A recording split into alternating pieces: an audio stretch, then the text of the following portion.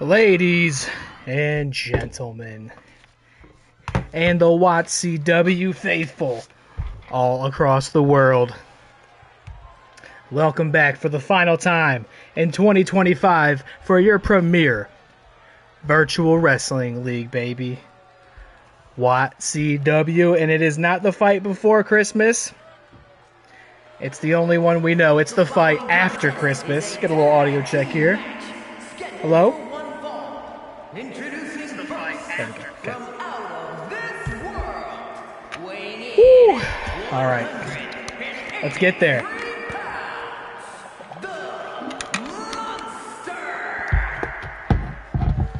Welcome back, welcome aboard, and it is such a treat to finally see you for, yes, as I said, the fight after Christmas, a stream that was controversially and unceremoniously canceled at the last minute on its original date of December 22nd, a date very purposefully placed before Christmas, thus making the naming convention clever and sensible.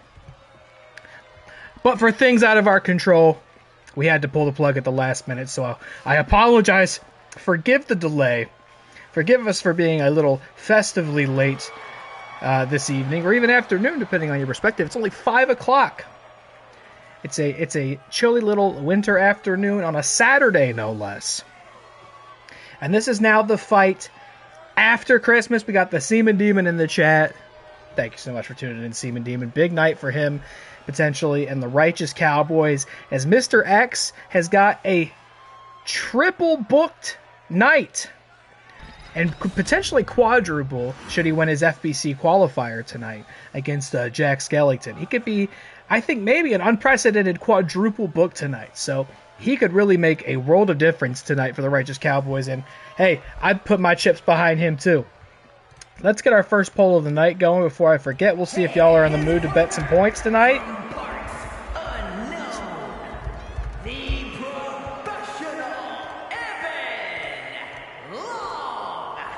Good old Evan Long coming down.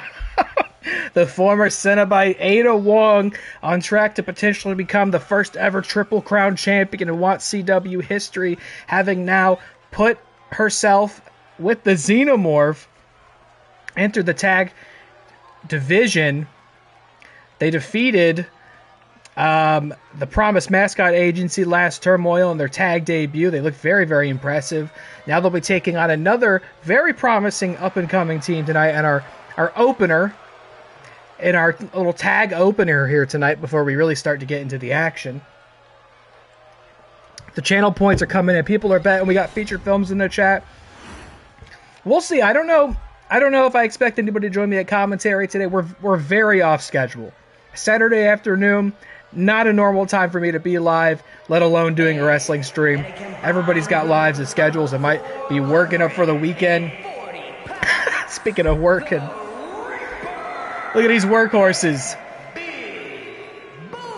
Big Boom. She said it. Way to say it.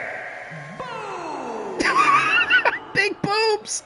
5 big booms on a Saturday afternoon. Now, I got to tell you, these two may have looked more impressive in their loss on the last turmoil than Ada and Xeno looked in their victory. And that's not a knock against Ada and the Xenomorph. That's just a testament to how good these two look. I had no expectations of bringing these guys back. I'll be 100% honest with you. Tinfoil Turmoil was the name of the game last time. Chris Connor and Nick booked that one. They wanted to see the Rizzler and Big Boom AJ in the ring. I had no choice but to oblige. I was so impressed by these cats.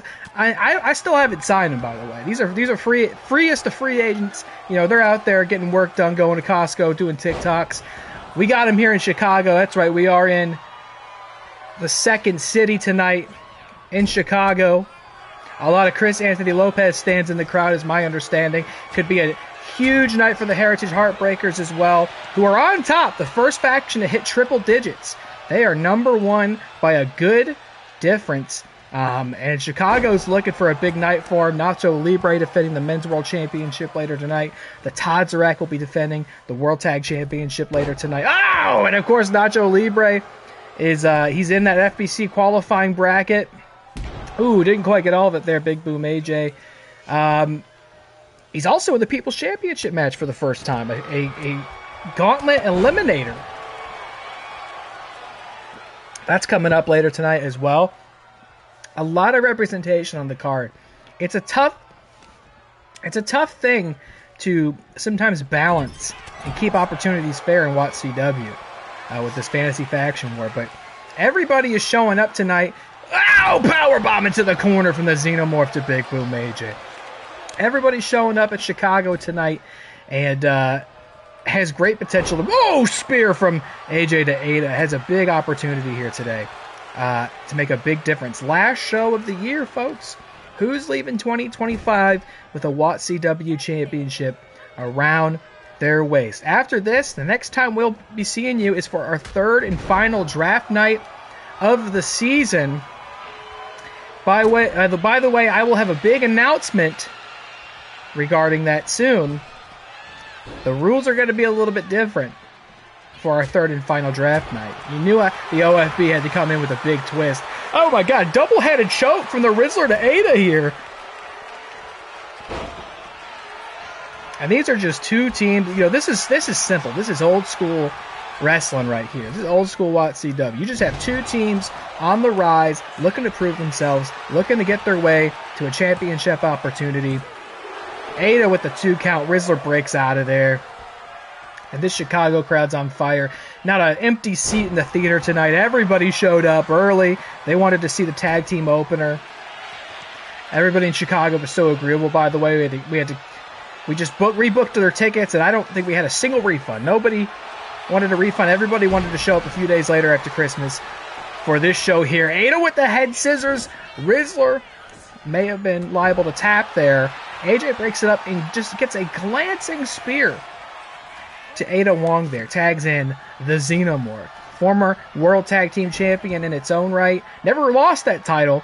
Talking about draft nights, the Xenomorph was a victim of a draft night, having been dropped unceremoniously by the Righteous Cowboys.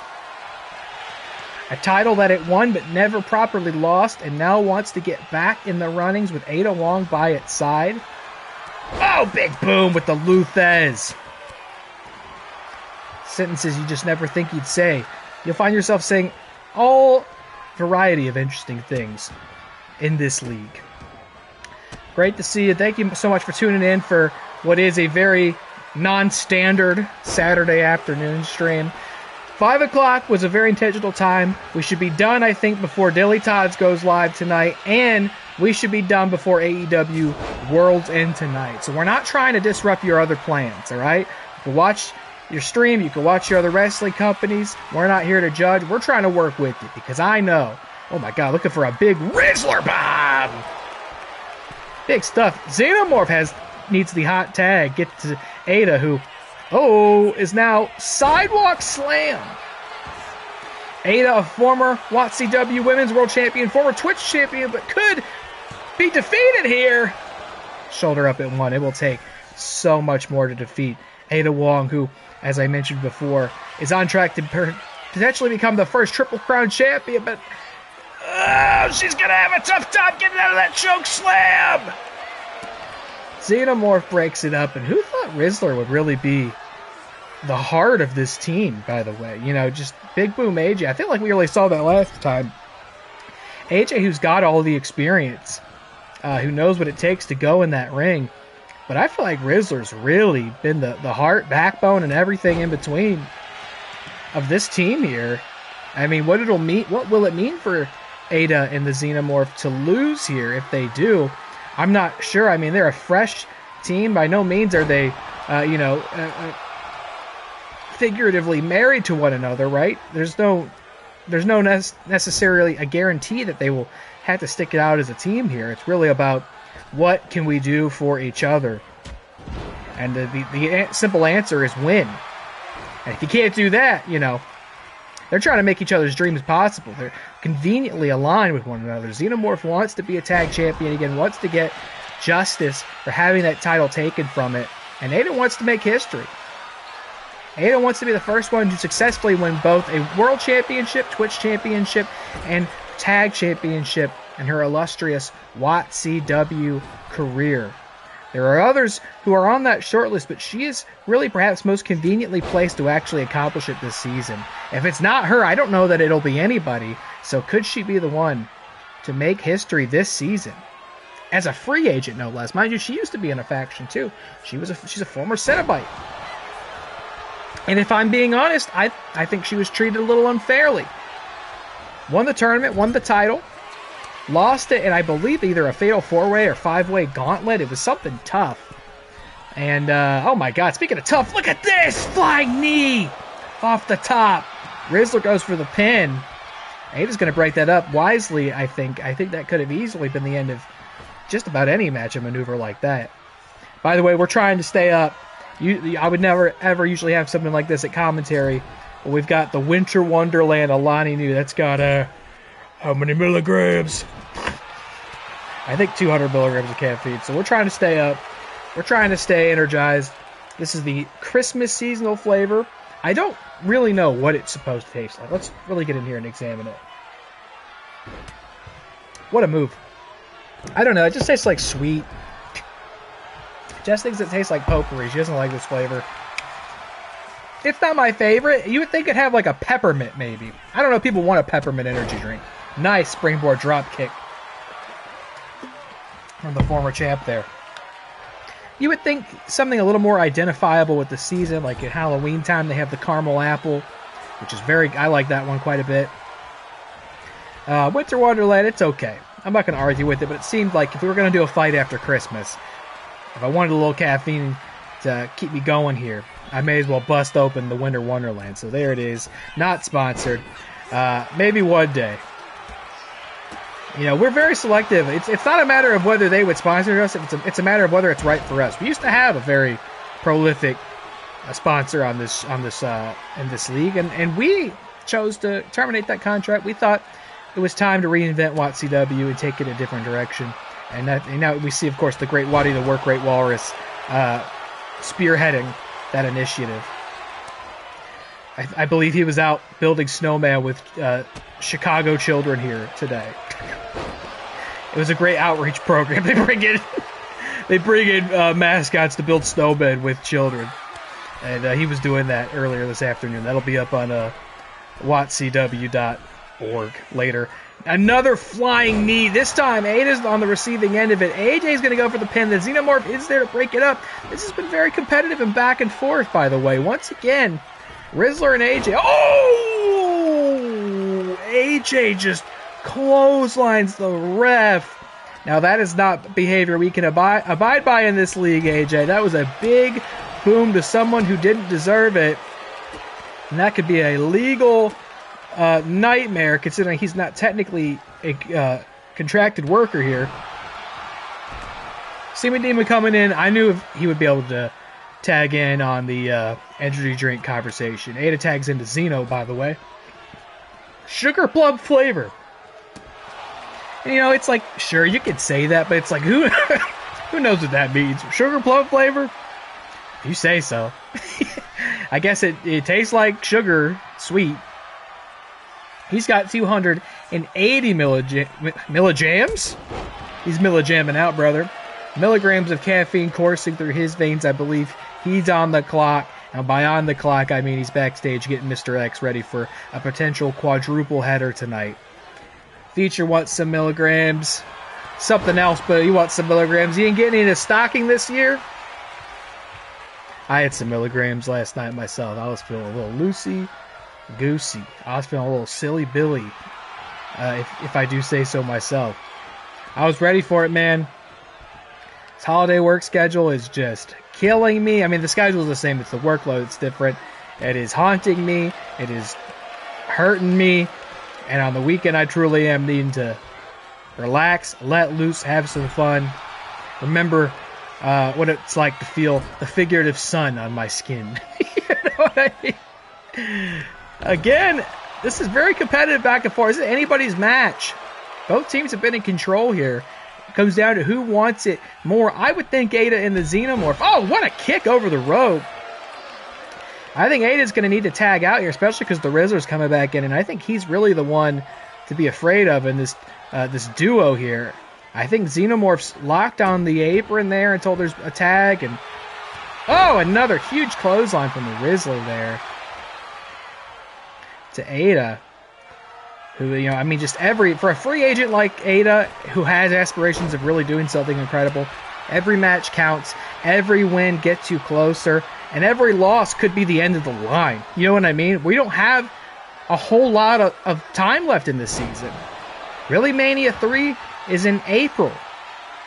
That's our season finale. And there's just not a lot of ground there to operate on. Ada kicks out at the 2. Rizzler can't believe it. Featured's fried from the stress. I'm very sorry to hear that. I hear you big time. I mean, it'll be... Yeah, you're probably just as in it, if not more, this time of year. We have kind of adjacent industries. Oh, there's the Xenomorph. He was not locked on the apron there, but now he will be after breaking up that rear naked choke from the Rizzler. A lot of frequent tags in and out by AJ and the Rizzler, which is well played. I mean, it's smart. You know, that's exactly what I would do if I were in their position. Let's not let anybody stay in there too long and risk getting tired, getting hurt, letting the momentum of this shift in the other team's favor. Oh, AJ was going for another one of those double teams, one of those flying knees maybe, and Ada scouted it, picks him up, drops him on his head. What a driver. And I think she will bring the Xenomorph in. Somebody's got to hit that big move on that side of the ring there. Somebody has got to bring it home quick, because the longer this lasts, the harder it'll be to win. And the Xenomorph thinks he might be there already. Not even a 1. The fighting spirit of Big Boom AJ is booming and zooming, brother. By the way, I mentioned him earlier. DillyTodds, shout out. I got the Dilly Ensemble on. This is a DillyTodds illustrated hat. Oh, Rizzler takes it down. I got my DillyTodds t-shirt on today. I didn't even tell him I had received this yet. Oh, what a Impaler! Oh, shit. Impaler DDT! Is that enough? The Rizzler is there. Rizzler breaks it up in this Fight After Christmas opening tag match. You know what? We're gonna try to be done before DillyTodds goes live. We're gonna try to be done by the time World's End starts. However, we're still in the first match of this, so I don't know if we'll actually be done by 8 o'clock. That was my goal, and booking it at 5. I figured it'd be about 3 hours long, but we'll see. We'll see. We're not necessarily in a rush. I do not play. What a kick to AJ. Fourth wall, by the way. DillyTodds, or maybe just Dilly on fourth wall. Check it out for all your DillyTodds play. That was my Christmas gift to myself. And great hat, by the way. No bullshit. Hold on. What a moonsault from Ada to AJ. I think Rizzler's locked on the apron. That's got to be it. And it is. The dream continues down the path of glory. I love these two.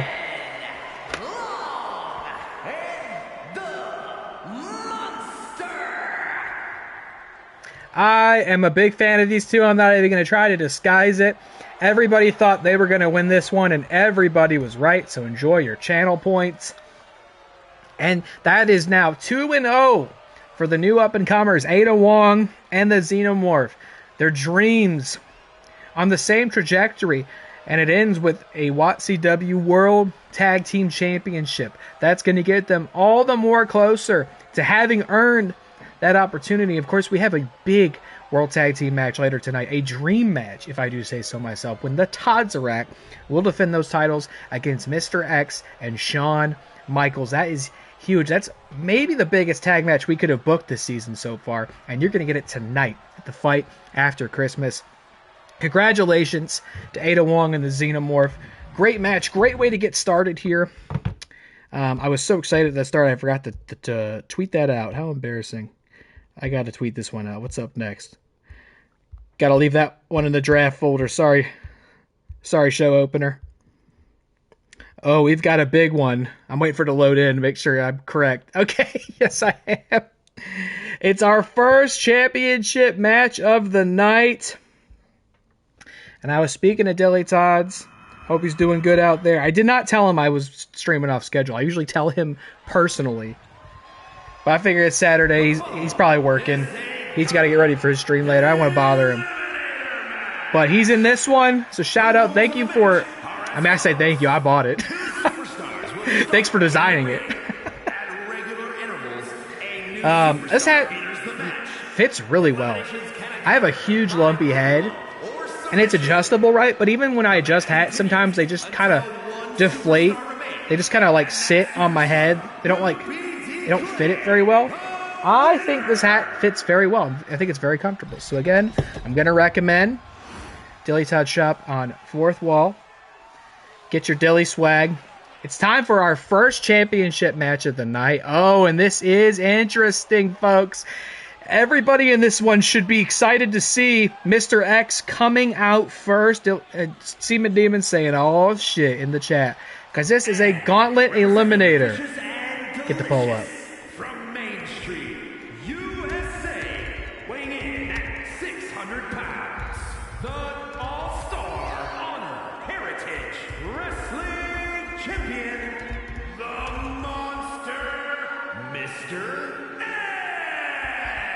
Mr. X is out first. I know Mike Rome just explained the rules. I'm going to say it again because you probably tuned him out because you wanted to hear about how much I like this hat I'm wearing. This is our first ever gauntlet. There he is, by the way. Mr. X making his first People's Championship entrance. Seaman Demon is inscribed on the front plate there because he was the one who cashed in the points that got Mr. X in that winner's circle. Oh, wow. This is going to be a hell of a way to start off. Kind of opening some old wounds here, folks. Because Mr. X and the current men's world champion, Nacho Libre, will be starting us off here in Chicago. This is a gauntlet eliminator match. We've had gauntlet matches before, but this one's a little bit different. So you'll see Mr. X is in the ring now. Nacho's coming out. They are the first two in this match. They will be starting us off. And then every minute, another one of these wrestlers will enter the match. It is pin or submission to eliminate an opponent. I think it's Falls Count Anywhere. I might be wrong about that. Last one standing will be the People's Champion. Nacho Libre, who's also got a busy night tonight. He's here for the first time in a People's Championship match by way of Chris Anthony Lopez's challenge with his points. He'll also be in an FBC qualifier later tonight against Ebenezer Scrooge. And he will defend that title in a steel cage match against Stone Cold Steve Austin.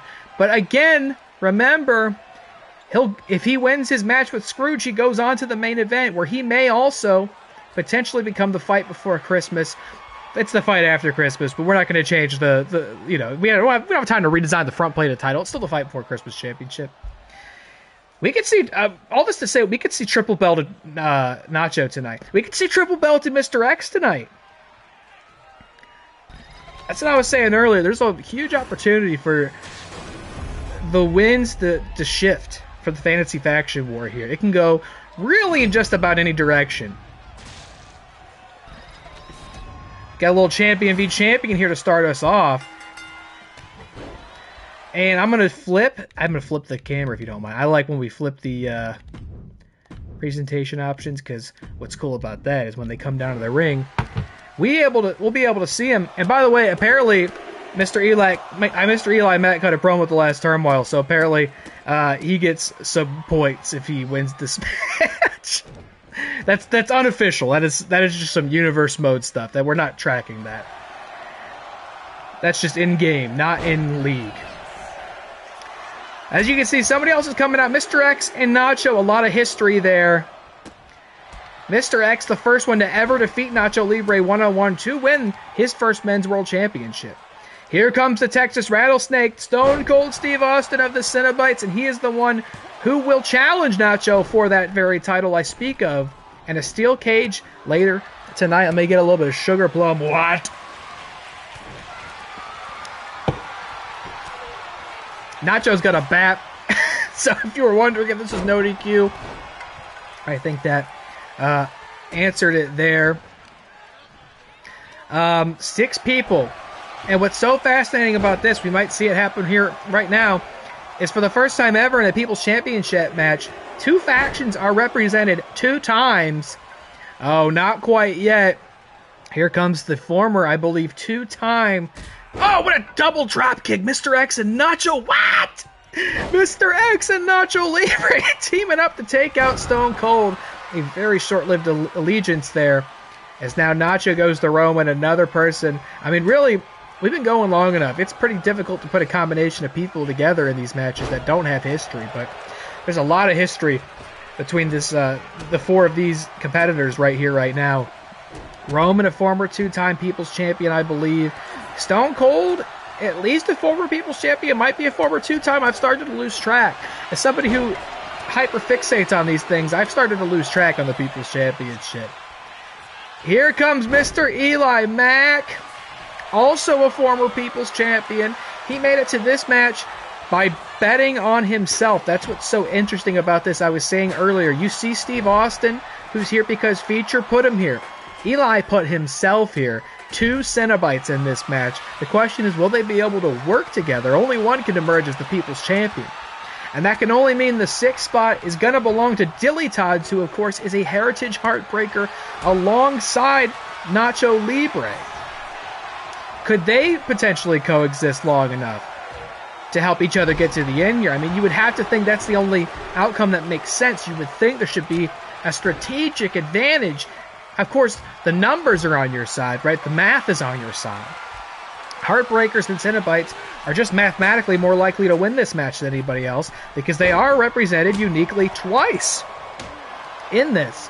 And that is the brilliance, by the way, of drafting these real, true WATCW faithful, right? Nacho Libre can't put in points on himself. He can't put himself to a match.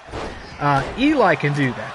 DillyTodds can do that. You think of somebody like Meta or Pixie or Kayla. These are people who can do that. Cody House can do that. And if you don't have a real flesh and blood human on your team yet, I got to think it's the benefits of it have been well documented and demonstrated this season. I think you are probably going to want to try to amend that at our 3rd and final draft because you got people who truly can work for you in that capacity. Maybe you don't have enough channel points. Maybe you don't tune into the stream that often. Shame on you. But you have people coming in here and doing the work for you. And now you have the Cenobites who, quite frankly, have been on kind of a descent. Oh, big. Wait, I've been talking over this. I'm sorry. Stone Cold just beamed Eli with a kendo stick. So if there was any... And there goes Dilly with a backbreaker on Nacho. There is 0 attempt for anybody to work on the same side in this. 0. I mean, there's no... Oh my God. There's no reason for things to have broken down this poorly, this quickly for those on the same faction. But here it is. Dilly and Nacho fixated on one another. No one's attempting to take... I mean, I don't even know if these guys like each other. That's not something we've really had to think about or explore this season, right? You would think even beyond strategic advantage, you would just think Dilly and Nacho have maybe spent time on the road in the locker room. Maybe they're buddies. Maybe they're not so inclined to go after each other. Eli's a new Cenobite, but even still, fascinatingly, no. Oh, Dilly just beamed. Who's out? Roman Reigns has been eliminated first. Is Austin out? Austin kicks out. That is huge. Roman Reigns winning that title could make a world of difference for the real wrestlers. That is huge that they got Roman out first tonight. And we haven't seen the last of Roman. He's uniquely not in any championship matches beyond this one. However, he's in an FBC qualifier against Calum Drift, which if he wins, will put him in that fight before Christmas main event. Roman, current Halloween champion. He could become the seasonal champ, double belted seasonal champ tonight with Halloween and Christmas titles, and he would get to keep those for the rest of the season. Here goes Eli looking to eliminate DillyTodds. Not quite yet, and it's so adamant to remind you about EliMac's promo on the left side of the screen. Let's talk about that for a moment, because Eli is very unhappy about having been cut from the Heritage Heartbreakers. He thinks it was a waste of a trade. It was a waste of a move. Oh, hold on, Nacho. Maybe getting some revenge here with the Nacho Lariat. Mr. X has to know how that feels, and if he's eliminated, we'll have a new People's Champ tonight. No, X somehow got the shoulder up. And Nacho should know by now it'll take more than that to put the tyrant, Mr. X, down. 2 Cenobites, 2 Heartbreakers, and 1 Cowboy in there. But Eli's going to Austin. Eli, I was about to say, really upset about being cut from the Heartbreakers. Vowed at Tinfoil Turmoil to target that entire faction. But now he's going to eliminate... No. I thought Eli was about to eliminate his own brother there in the Stone Cold. But now Dilly's got the sharpshooter on Eli. Lets go of him real easily and quickly there. Eli has vowed to take the fight to the Heritage Heartbreakers. He wants to make... Whoa, look at Austin almost saved Eli. But I think that would have been that was just by coincidence because he's actually targeting Eli with that bat. What is going on here? I don't know. Do these faction members have loyalty to anyone but themselves as individuals? Maybe not. Maybe they're not invested in how their factions are doing. They just want to win singularly themselves. I mean, if I'm Chris, if I'm featured and I'm watching this, I'm pissed. I'm pissed seeing my guys take each other out because really this should come down to Heartbreakers and Cenobites. This should become 2v2 for at least a while. But communications, you can't even say they broke down. They weren't there in the first place. Dilly going after Austin with that bat. Then Eli in the corner busts him open. Stutter to Dilly! And will Eli eliminate a Heartbreaker tonight? Where's the ref? Dilly kicked out, not quite there.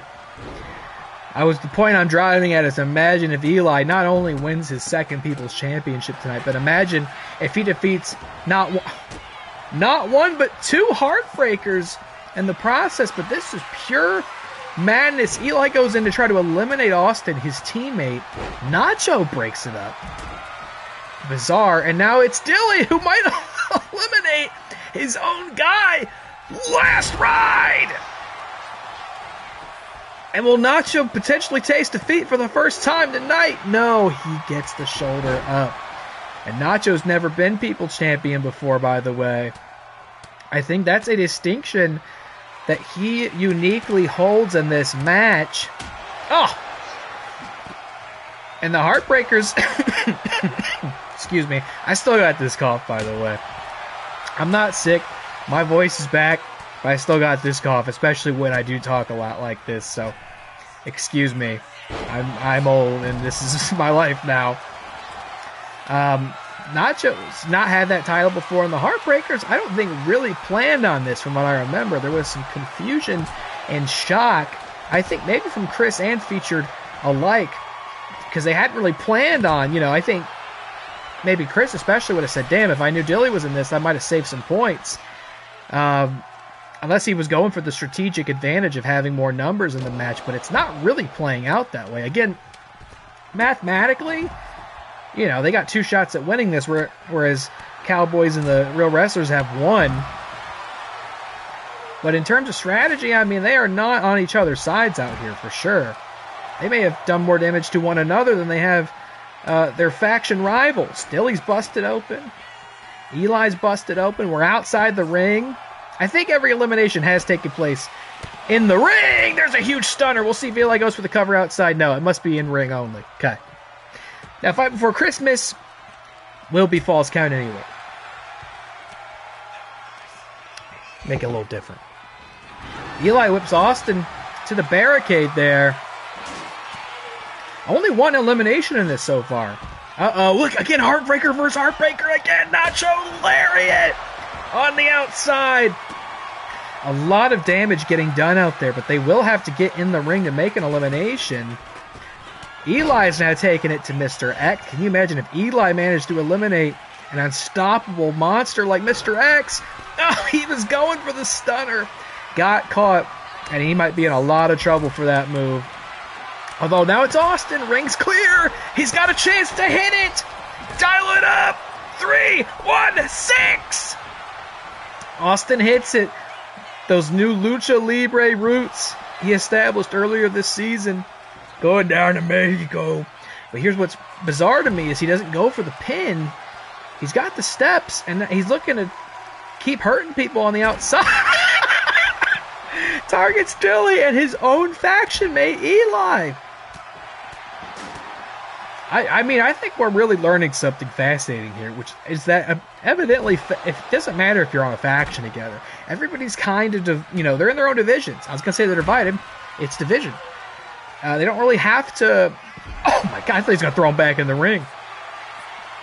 They don't really have to work together or have that camaraderie. There's nothing that really says that, but... Oh, my God! He knocks him off the corner. But, I mean, this is just vicious. And now it's Dilly going for the last ride on Mr. X. Oh, my God, he hit his head on the ropes. If he wasn't built on a T-virus, I'd be worried about him. But I'll tell you this much. Mr. X is no longer the People's Champion. The champion has been eliminated. Oh, and Austin's going to go for the elimination on Eli. He does it. Austin eliminated his own faction mate. Eli's been fixated on taking out the Heartbreakers. He might want to look inwards at the Cenobites because his own faction mate just eliminated him. And now it's Austin versus 2 Heartbreakers, but it may shortly be 1. Wait a minute. Is Dilly out of this? Yes, he is. And we've got ourselves a spear! Spear! Is Nacho the People's Champ? No, Austin kicked out. Sema Demon's calling bullshit in the chat. Mr. X will not be a triple champ tonight. We can at least guarantee that much. He may not be a champ at all. Long night for Mr. X and the Righteous Cowboys as Nacho goes to town. I can't believe Austin kicked out of that spear.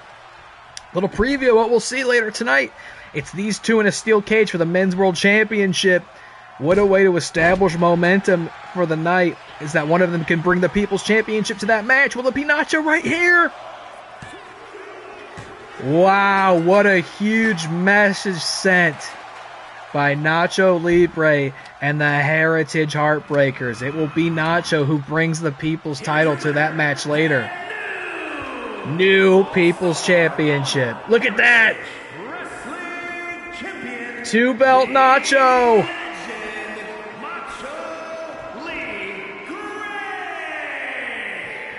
It's a sight that's familiar, having remembered what it was like to see Roman Reigns hold those 2 titles above his head earlier this season.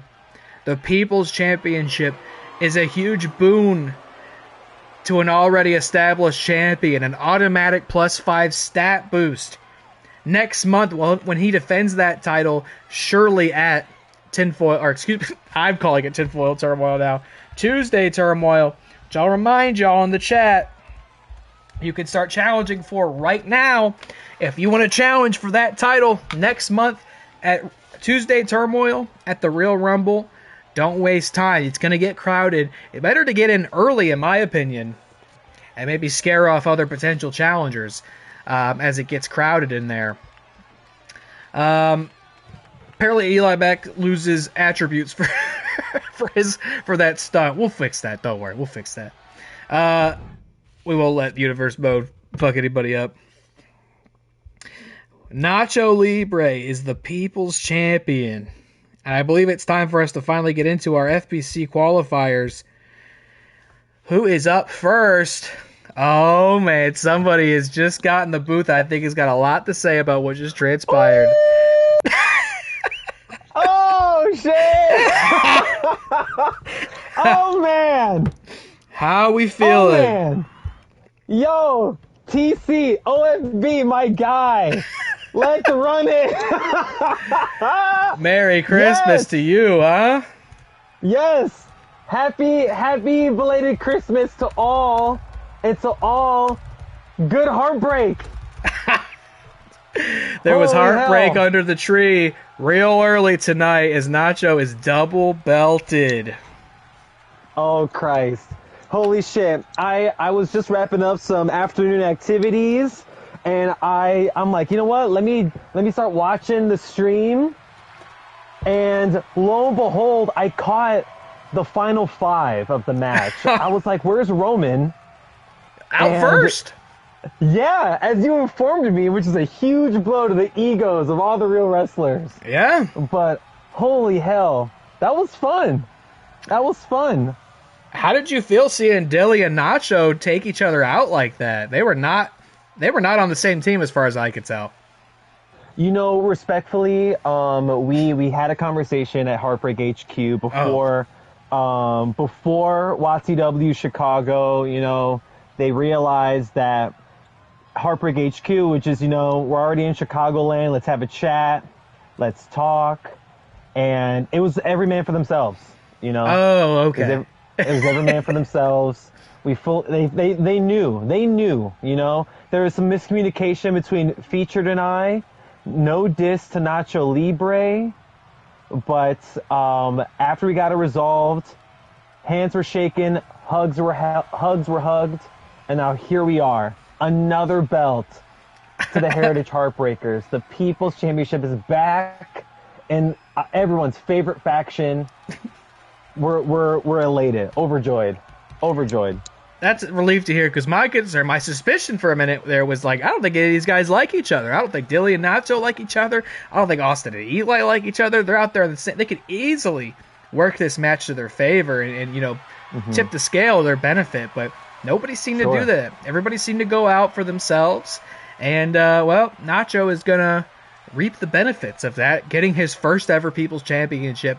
2-belt Nacho, he could be 3-belt Nacho by the end of the night, by the way, should he get to the main event fight after Christmas main event match we have tonight. Right. That'd be huge. That's a huge get for you guys early in the night. That's a lot of points coming to the team that's very much in first. Like, you guys are really in first. How's that feel? Man, what have I been telling y'all? For months. I remember in August where the season had just started, and there were some factions who will remain nameless, who were talking their smack and saying the Heartbreakers are, I heard, you know, shooting themselves in the foot. Absolutely not. We've been playing the long game, watching these other factions, you know, make their moves, do their due diligence, and, you know, build all this confidence. But they said no to Heartbreak after all this time. And we had to usher in the Heartbreak era of WATCW. We're in it. I cannot tell you the adoration I felt after Deerfest. Heartbreak Fest, as we come to call it, at Heartbreak HQ. Heartbreak Fest, that's when the tide had changed. Everything did kind of change there in a couple ways. Between many Heartbreak Fest and Sandwich Gate, I feel like everything changed. Sandwich Gate, yes. At Deerfest. Absolutely. And yes, here we go, folks. By the way, shout out to new-made billionaire Nick Muhlbach at ringside in the custom-tailored suit after you guys won that $2 billion Tag Team Exposition main event, Sorry I Love You match at Tinfoil Turmoil. You could see him dressed to impress with $1 billion in his checking account. There is the captain of the Celestial Sirens. In our first FBC qualifier match, The Fiend versus, who else? Mrs. Claus. How apropos, you know? Like, she realized that her husband, you know, he's had a lot on his plate the last few weeks, no pun intended. And now she's over here handing The Fiend some fucking business. It looks that way so far. I mean, look, these two know a lot about spreading joy and cheer, puppetry, toys. I think that it's a highly logical matchup here. And for those who don't know, because I do think it's an easily forgotten or perhaps just well concealed secret, there was a season 1 fight before Christmas that I believe also really was technically a fight after Christmas, because I had to cancel it right before Christmas and do it like in January of 2024 or 2023, whatever year that was. So we actually only ever done fights after Christmas, but I wanted to make sure I brought in new holiday legends, no repeats this time around. And Santa, naturally, did compete in the first ever fight before Christmas. Didn't win. Yep. Who else? Let's see. Who we have? Let me see if I can think of one. We had Santa. We had Krampus, of course. Big one. Okay. Kevin McAllister, the current champion. We had Buddy the Elf. Turbo Man, John McClane. Okay. I believe Jack Frost, but like specifically the version of Jack Frost from the horror film. Not the Michael Keaton film, which No. arguably can also be a horror film. Probably scarier. Maybe he could come in next year. The Michael Keaton specific Jack Frost. And I feel like I'm missing one. I don't know. Maybe I named them all. Point B. Did I say Turbo Man? You did say Turbo Man, yeah. Okay. Then I think I got it, most of them. Point being, we have a lot of new contenders this season. I'm going to give a lot of new faces a shot here tonight. So Mrs. Claus, Santa's staying home, as you touched on, had a lot of work done recently. He's staying home. Or he might have I think he might have a box here in Chicago. I think he might be up there somewhere in a box. Hold on. Fiend at the Sister Abigail, but Mrs. Claus kicks out at 1. Incredible. Yikes, that 1 is crazy. The Christmas spirit. Herself. Fight forever. Wow. I just noticed they're using weapons. What's the deal with that? I didn't. Yeah. Are these no DQ matches? They're not supposed to be. What is happening? Have they been using those weapons? Wow! What a move. What a move from Mrs. Claus there. And Fiend might be out of this. Gets out at 2. And it's been a little bit of time, you know. This didn't happen on schedule. Just to remind everybody, a lot of promos cut for this one. Nick brought his promo boost to the Fiend. So naturally, you'd think should be taking control of this match. Kicks out at 2, but it's been very competitive, if not more on the side of old Mrs. Claus here tonight. The Fiend, I mean, this is... If there was ever a guy who needs to get some wins, it's got to be this guy. Although he did win that big sword fight at War Games. Let's not forget. And now he's going for the mandible claw, Mrs. Claus. He's got the pin locked in. Has he done it? No, Claus out at 2. Wow. She's unstoppable. Billionaire Nick Muhlbach can't believe it at ringside. Yeah, he just whipped that kendo stick at her. This is not supposed to be no DQ. What's going on? That ref is fucking on us all tonight in Chicago. Call this better. I don't know what's going on there. I guess 2K25 got a 2K25.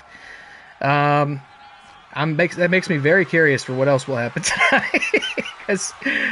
I'm looking at this venue, and man, I wonder where we're at. Are we at? It looks like we're at the Rosemont Theater, not too far from the Allstate Arena, because the Fed doesn't let anybody else wrestle at the Allstate Arena.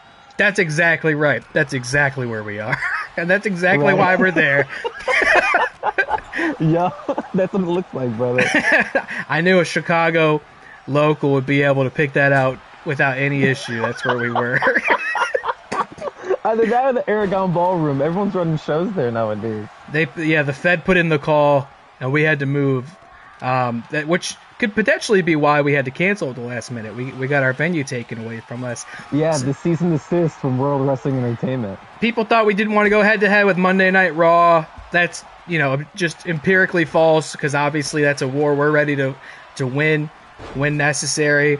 People thought maybe it was some sword shenanigans, because I don't know, apparently they got some countdown on social media, that nobody follows them on. I'm not worried about that, because by the way, we didn't have a show, and then what happened with the sword?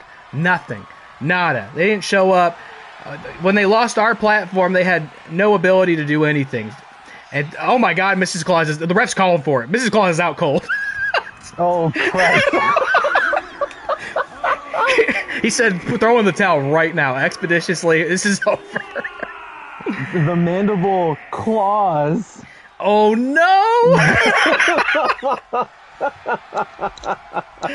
Oh, the Fiend has successfully choked an old woman unconscious here tonight, and that is big news for him and the Sirens.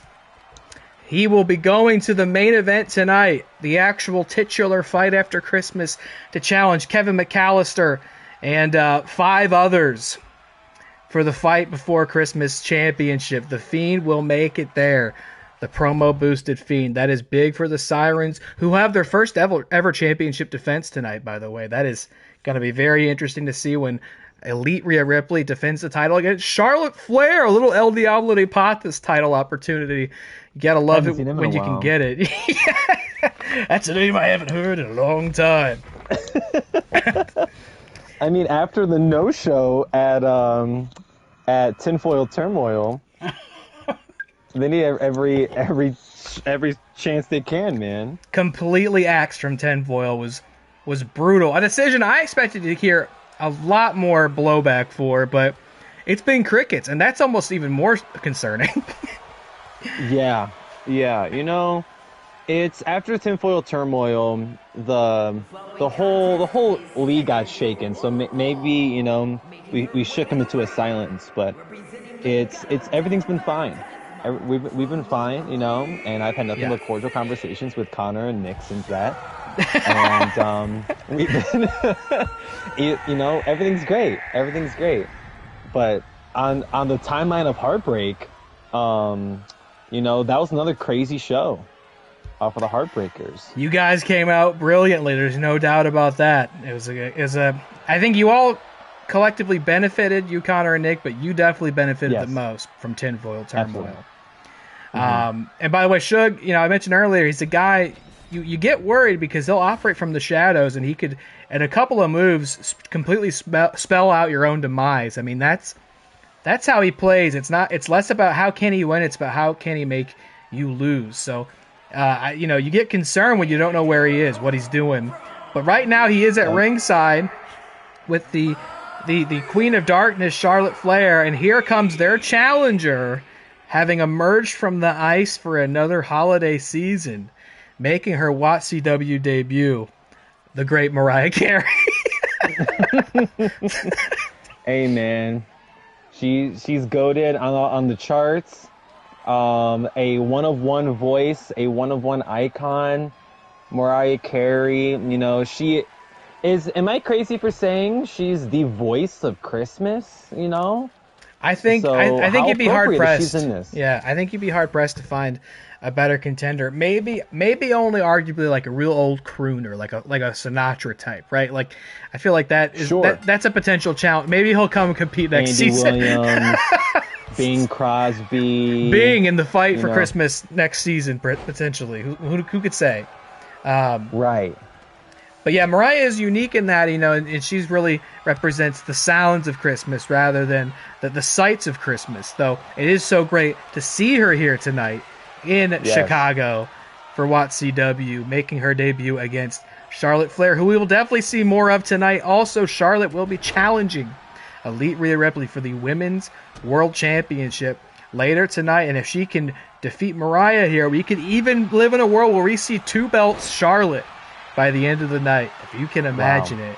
I mean, I know Suge would just relish. Again, I don't think he would even care so much about winning the titles, just about keeping them away from the rest of you. I think that would really bring a smile to his face. I think he'd love to see that under his tree this season if he's still got it up. Featured's asking, how many matches have we had so far? This will be our fourth. Thus far, we saw Ada Wong and the Xenomorph defeat Big Boom AJ and the Rizzler in a great opening contest. Nacho Libre is the new People's Champion, and it is The Fiend who will be going on to the main event tonight amongst his fellow FBC qualifiers. One of which, well, I'll be curious to see if any of these holiday legends do manage to defeat what I would count as some of WATCW's best. I mean, they are very strong, very competent, just kind of an unknown factor when it comes to their in-ring ability. But I can tell you, they're nothing to sneeze at. They're nothing to shake a snowball at, because they could totally pull it off. And I almost wonder, you know, there's a lot of nerves. You don't want to be the first one to lose to one of these guys as somebody who's been in the season for, you know, the show for so long. You don't want to be the one who falters. You want to see everybody there at the end. You don't want to lose to Mariah Carey or Jack Skellington if you can help it. But they could stop you from getting there. Featured, yes, it's true. Nacho Libre for the first time. I mean, I think he's Tell spiritually. Tell him we pinned, Taylor. And he did indeed. The final elimination to make that decision official was he did pin Stone Cold Steve Austin. Perhaps a preview of things to come later tonight. You got to think Austin and Nacho icing up in the back, trying to recover, because they are also, wow, Spanish Fly from Charlotte to Mariah Carey, showing those El Diablo Lucha Libre influences there. Everybody on that faction now masked up, coming at it with a different energy. And Charlotte's been killing it so far. I mean, it's not a coincidence she's in a title match tonight. That faction's been on the bottom for so long, but Charlotte's had a pretty damn good run since coming in with the second draft night. She goes off the top again with the crossbody. I've never really known her to move like that, but yeah, it is apparently making an impression. I mean, she's up there with El Grande Americano, Ricardo Radis, Eddie Guerrero, and of course the greatest luchador that ever lived, Dirty Dominic Mysterio. I mean, if she was going to learn anything, that was the team she'd learn it from. Mariah raking the back there. But yeah, Nacho, first ever People's Champion. I mean, I think spiritually he's probably been the People's Champion in a lot of different ways over the years. But today he's officially got a title that says so. And he will bring it down to the ring for his match against Austin later tonight. I mean, that's going to be intimidating. 2 belts, Nacho. You almost can't believe it took that long for that to happen. Right, dude. And honestly, in Featured, I don't know what kind of conversations y'all are having, but Steve Austin and MrEliMac were at odds for a good amount of the match. That's a great point. No, not to say where there's smoke, there's fire, but just saying, just throwing that out there. Because Dilly and Nacho are great. We're great. We're hanging out. Yeah, no, I mean, I saw a different story being told out there, but I've been told everything is okay, and I know when I say that to the WATCW faithful, you have all the reason in the world to believe me, so I can't see why I would disagree with Chris Anthony Lopez here tonight. Everything's okay in the Heritage Heartbreakers. I don't know if that's true for the Cenobites, because Eli and Stone Cold were beating the dog shit out of one another. And I thought it was interesting because Eli, I'm sure you remember, Chris, Eli's vowed to take the Heartbreakers down. And what a shot he had to do it. How many Heartbreakers he pinned in that match? Not a single one that I saw. Ah, right. Yeah, damn. That sucks. And I know, by the way, I mean, I'll pull the curtain back a little bit here. I don't know if you were aware of this when he was on your team, but Eli has kind of quietly had it out for Nacho since the start of the season. He has wanted an opportunity to get him, and he finally had it. They were booked in the same match for the first time all season, but just didn't go his way. A lot of distractions, a lot of madness in that one. Yeah, there's a lot going on, but MrEliMac, no diss. I'm not going to sit here and act like I didn't hear a lot of the chatter about him being very vocal against the ace of WATCW, and now the new People's Champion. But we always took note. Just because we didn't act does not mean we forgot, So, and we saw the promo at Tinfoil Turmoil, the show that I helped book. And he had to come and run his mouth. Here we are. New People's Champion, Nacho Libre. I don't know what that has to say.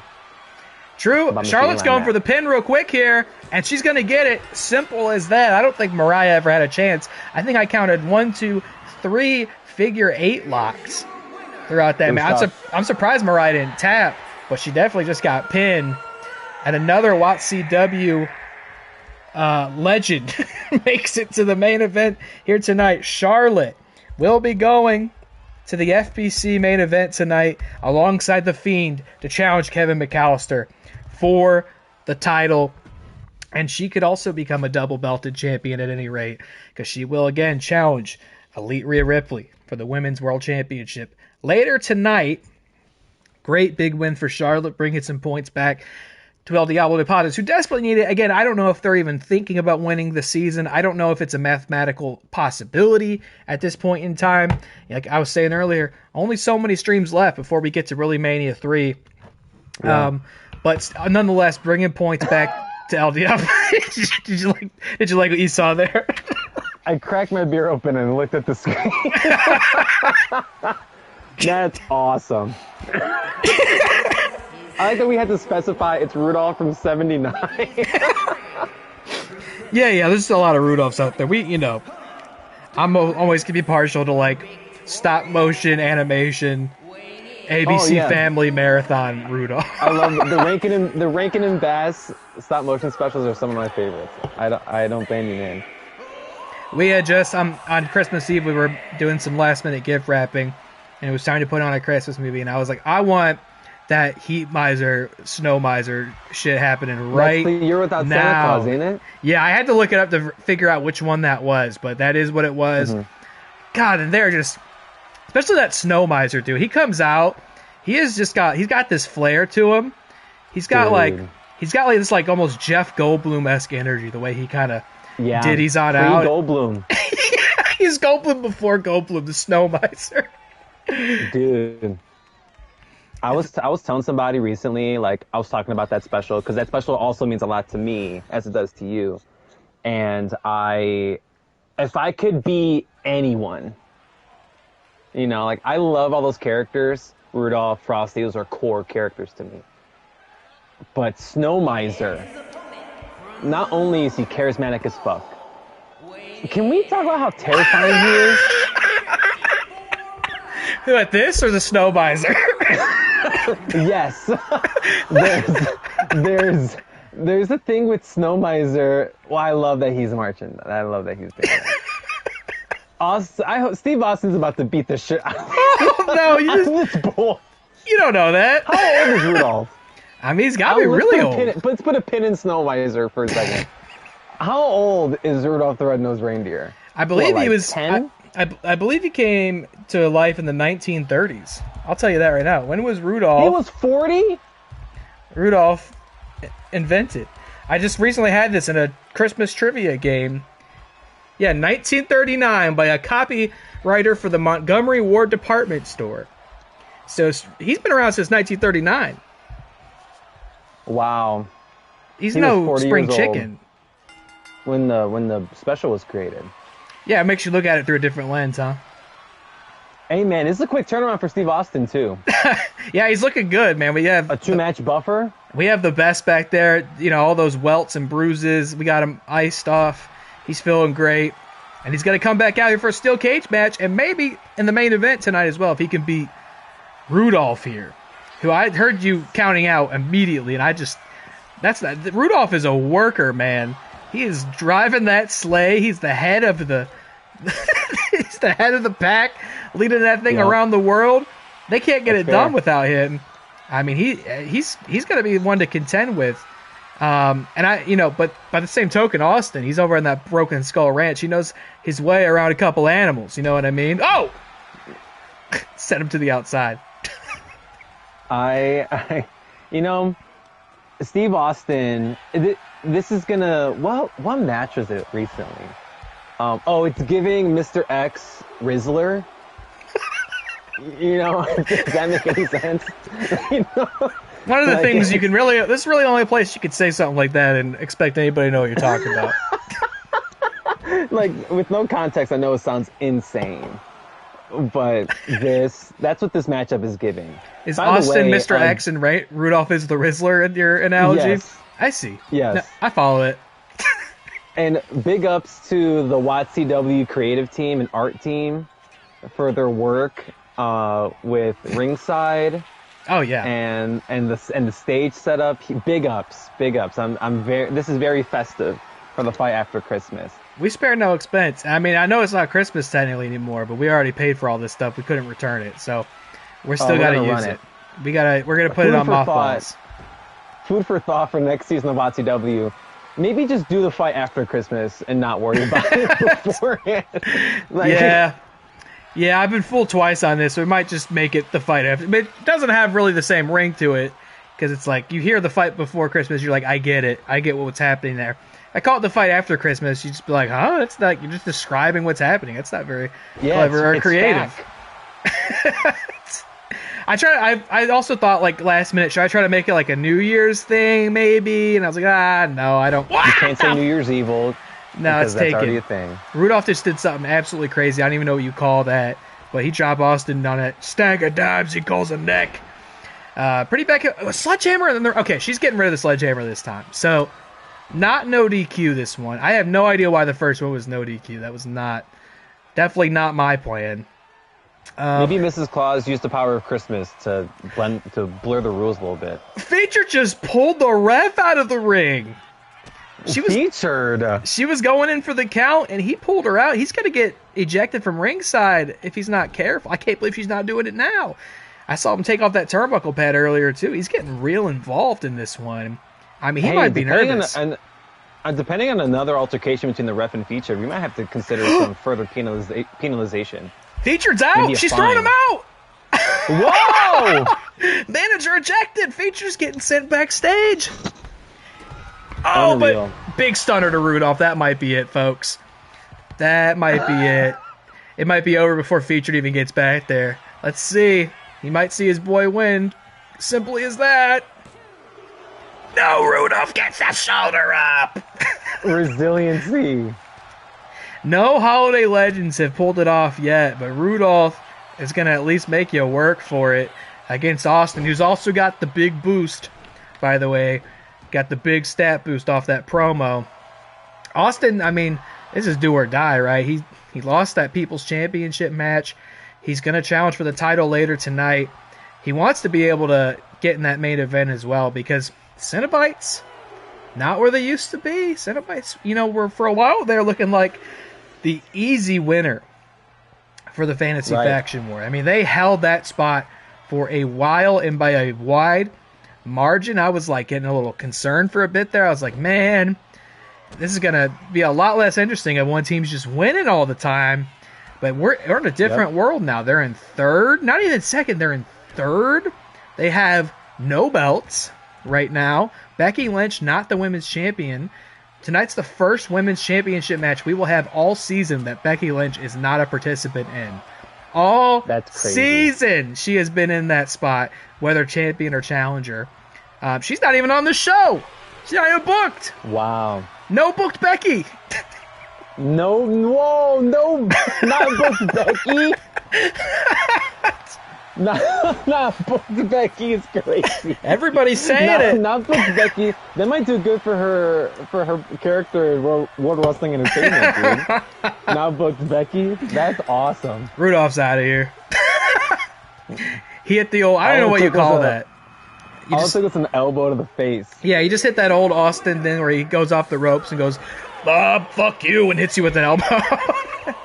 That's all it takes. He just says "fuck you" super hard. Feature says he doesn't think they've won a match in the past few streams. Well, let me think about that. You guys did win the tag titles briefly. I think that was at Birthday Bash. Yeah. Or was that at War Games? Yeah, that was at Birthday Bash. Was it?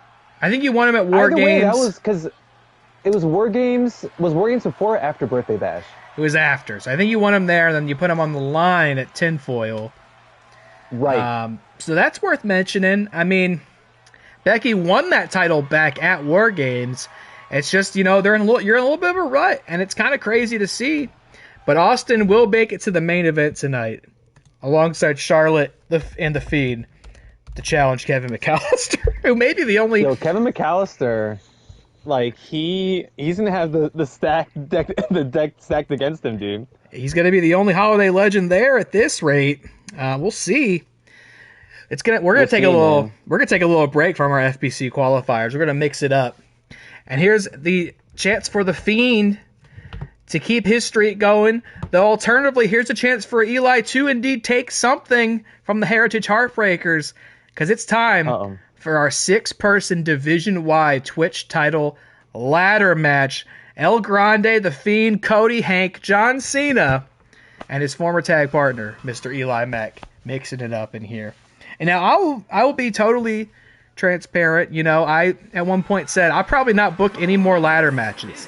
That was not something I was interested in doing. But you guys booked 2 ladder matches at Tinfoil that, first of all, I think went pretty well.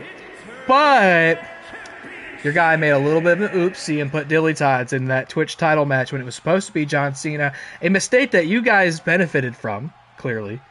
John Cena is the Twitch champion after that Tinfoil Invitational. So I thought, in the interest of fairness, I'd run it back. But it is the giving season. Why not open it up and let the whole division get a shot at the Twitch title here tonight? So this is a 6-man ladder match. How are you feeling about your odds of coming out of this one with that belt? So if I can, I'm glad that you asked because, it's just us, you and I. Right. And Taylor, if I can pull the curtain back a little bit, we've been doing these Resident Evil streams. The one where we hopefully we might be able to finish here soon in the next stream. We might be able to finish the game, and hopefully that can open some doors to us playing more games later. With Taylor single-handedly bringing me back into the gaming space. But we did Tinfoil Turmoil, and there was the little goof. You had a little goof ski, and that's fine. You know, that's perfectly fine. Like, DillyTodds, still with the power of the Heartbreakers, won the belt, so God intended for the belt to come back to the Heartbreakers, whoever was in that match. But then, gripe number one, you book the fight at the time before Christmas, less than a week after Tinfoil Turmoil. A huge show for the Heartbreakers, and less than a week to prepare for another monstrosity of a card. Hey, that's all we got these days. That's all we got are monster cards. You're right, absolutely. But 6 days, wicked work. But it's okay. Obviously, it works so well. The fight after Christmas, here we are talking about it. Well rested, Heartbreakers. But then you announced the card for the show. And we are told in the captain's chat, hey guys, since I goofed, everyone's getting a shot at the belt. Everyone? What do you mean, everyone? The Heartbreakers won the belt fair and square. You did. The Heartbreakers, represented by DillyTodds in that match. A match that you sent out your assistant to go get DillyTodds for the Twitch Championship match. He said, oh, okay. And you went out and won it. Yep. All right. And now we're being punished with 5 other participants, 2 of them who weren't even in the match. Well, look, it's only appropriate. Like, I knew somebody was going to come out of that match wearing some tinfoil, and it was the tinfoil. It's me! Invitational. It's the guy who won it. Who would have thunk it? I said either Chris is going to win this and everybody's going to be tinfoiled, or Chris is going to lose and he's going to be tinfoiled. But you won, and you are the one who's tinfoiled. I mean, I can never even anticipate where I'm going to get it from these days. You know what? I proudly have not been tinfoil this entire time. For months. We've been doing this for over 5 months now? And everything's great. Yeah.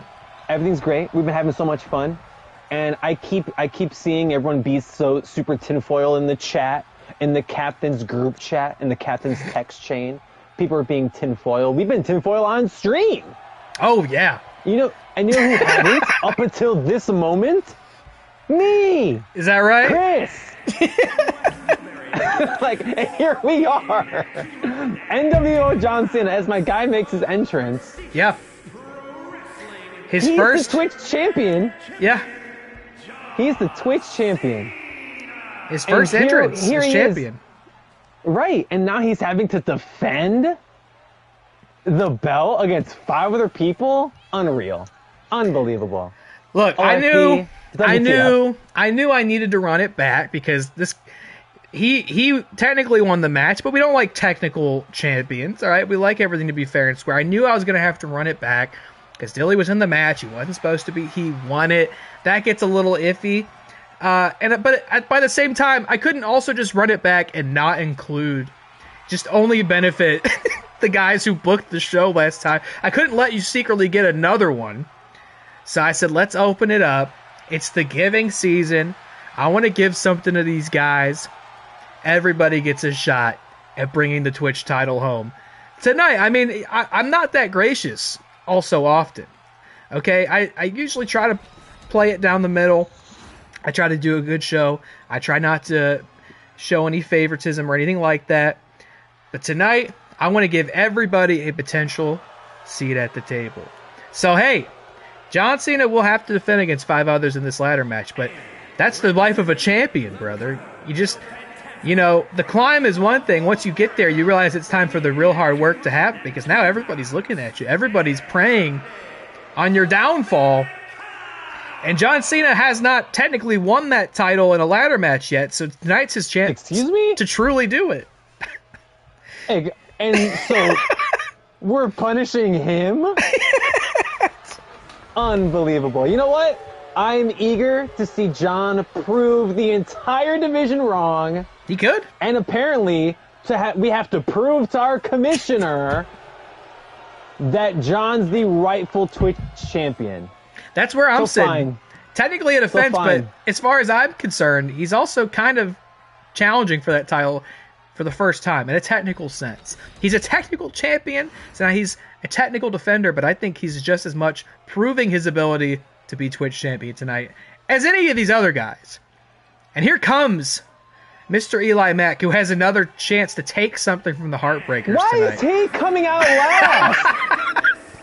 What kind of nonsense is this? Now that I can't really tell you. I got a lot of answers. That's not what I got. I need to talk to WATCW production and who ordered these guys coming out. Why is John, the, mind you, Twitch champion, coming out fourth? Maybe production doesn't recognize him as a real champion yet, so they just had him come out in the middle like some bum. And just when I thought that production got coal for Christmas, they probably got tinfoil in their stockings. Those freaks. Here is MrEliMac, a former People's Champion, looks to become potentially a first-time Twitch champion here tonight, but he's got to not just defeat his former tag partner John Cena in that conquest. He's got to outlast 4 other Twitch division competitors here tonight. Now, I believe... No, that's not true. I was going to say nobody other than John Cena has held that title this season, but that's not true. Cody Rhodes is out there, former champion, who lost it at tinfoil. He could win it right back tonight. I mean, he's got a real shot at this. John Cena's reign could be a very short footnote in the history books here at Fight After Christmas in Chicago. Why are you so mean to John? I don't understand. I don't. I thought you were not non-biased party. And I'm not. Look, I'm not rooting for anybody. I'm just presenting it how I see it from where I'm sitting. You keep diminishing John's role in the division. No, I mean, and his win at Tinfoil Turmoil. Well, John won the Twitch Championship at Tinfoil Turmoil. I didn't. That's a fact. That happened. We all saw it. We were all there together, witnessing history. And I will give you some credit for the doubt in our production team as that camera was clipping through some geometry there. We may have to change the camera angle for this ladder match since it's apparently not meant to zoom out that wide in this theater. What's the name of this theater again? I forget. We're having the show at the Rosemont Theater. The Rosemont Theater. And for the real heads, yes, Rosemont is not Chicago, but World Wrestling Entertainment is in Chicago all the time, and they run goddamn Allstate, and that's not in Chicago either. So boo-hoo. And we didn't need that. We didn't need that building. We knew the WATCW faithful will find us anywhere we go. Yeah. Sold out show here at Rosemont. A beautiful crowd. You know, nobody complained that we had to reschedule the show. Nobody refunded their ticket. Everybody just showed up a couple days later anyway because they were so committed to seeing this take place here tonight. Who will be the final champions of the year? Who will be the Fight Before Christmas champion? And who will get the Twitch title down as it's suspended above the ring? I noted earlier John Cena's first entrance as Twitch champion. He didn't even get to hold the belt for that entrance. He's going to have to defend it here tonight in order to get the distinct honor of doing that. The privilege of being able to make a champion's true entrance here tonight. And we've seen... And go ahead. Please. I was going to say, we've seen a lot of what I like to call hashtag ladder match fuckery in the league this season. So you got to hope you won't see it tonight, or at the very least, if it's going to happen, it'll be in your favor, because you never know when or how one. Well, I mean, you kind of know how these matches win. Oh my God, Eli just DDT'd Cody straight into the table. This is violent stuff in there. You kind of know how it'll end. You just don't really know when. And Hank's got a table. I guess we're making this a TLC match. I don't even know why they distinguish the two match types in this game, because everybody gets a table anyway. But anyway, as I digress, please, as you were saying. Oh my God, this camera. I'm going to flip this camera, Look, I think. And today's a good day for WATCW to be in the Chicagoland area, because after this, Taylor, I don't know if you got the call from Oh, Tony Khan. But we're heading over to Hoffman Estates. AEW World's End is later tonight. yeah, we are partnered with them, so it's okay to say that. We're in the club. Yeah, we're heading over to Hoffman Estates, about a 20-minute drive west. Heartbreak, the entire team, all the Heritage Heartbreakers are backstage. Oh, is that We're right? heading over to World's End. Oh yeah. Do I need to be worried? No. We have friends. We have friends at AEW. No. Am I gonna be seeing grainy footage of Nacho Libre in the parking lot, like talking to somebody? Yeah, we're entering the men's fatal four-way main event. Yeah, Nacho. It's Hangman, Samoa Joe, Swerve, MJF, and Nacho Libre. I do not consent to a double title match, by the way. Don't you dare go over there and put our shit on the line, all right? Oh, so we don't have that kind of partnership. No. We're not CMLL. We're not New Japan Pro Wrestling. No, yeah. I mean, at the very least, they got to come over here and challenge for it, all right? We're not giving that away on HBO Max, okay? We're not even... we're not. You're right. Only here So on we're twitch.tv/WhatRelay. So Nacho can't defend the belt against Luchasaurus tonight. No, we're not doing Forbidden Door today. Understood. We didn't get the call for Forbidden Door, which I was a little offended by. We're on good terms with AEW, but a lot of people were giving them trouble for not having a lot of New Japan guys on the card. I said, call me, we'll go. We'll send guys there. Yeah, we'll send Hank Hill with haste.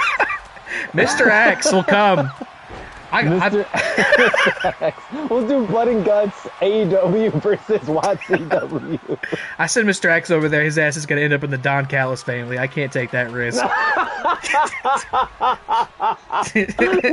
X and the Don Callis family is awesome. He might already be in there. Can anybody tell anymore? It's gonna be him tagging with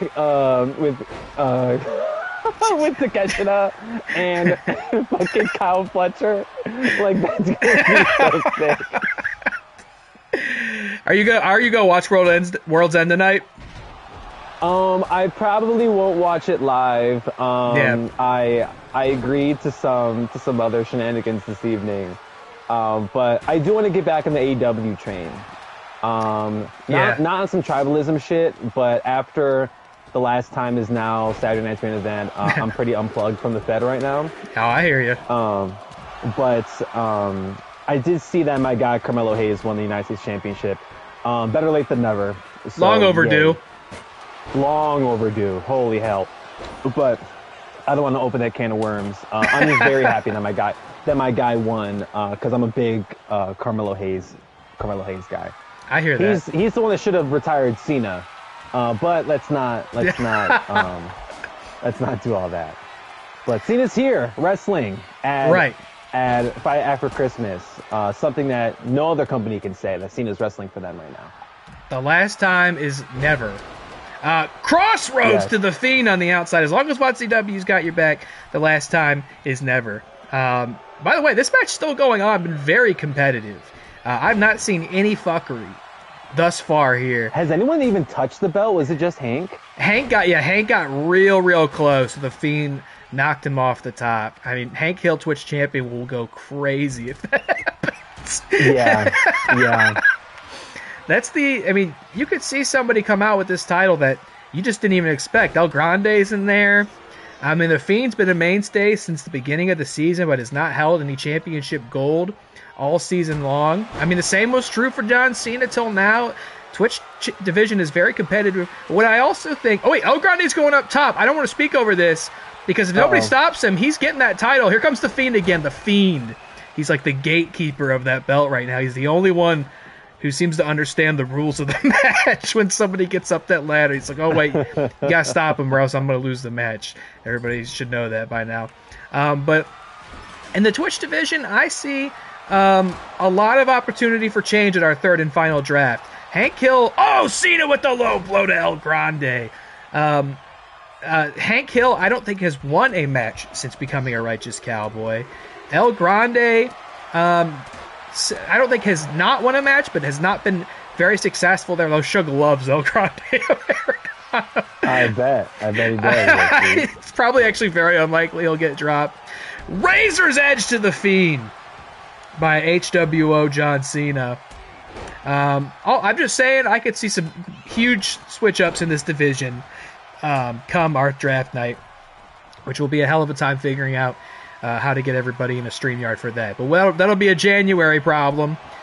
Big drop kick from Cody to Eli. I'm in the same boat as you, by the way. I don't think I'll watch World's End live.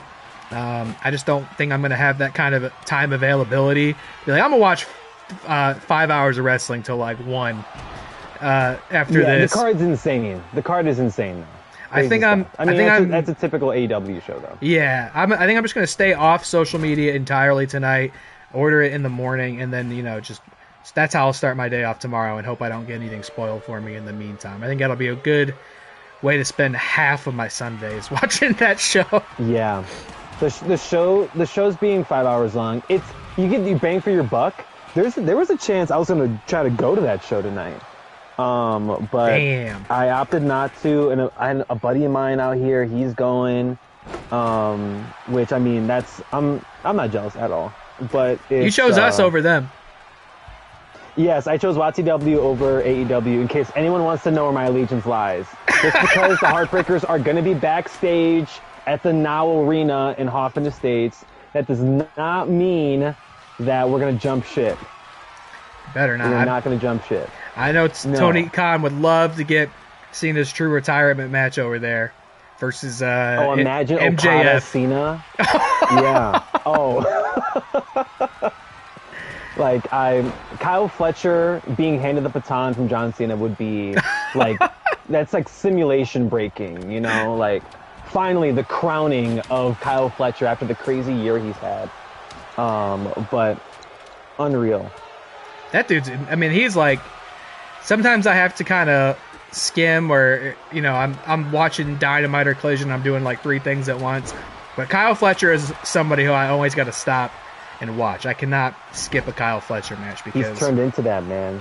He's. And they have a couple people there at that level at this point, which is insane. But he is definitely one of them. Yeah. This match going on.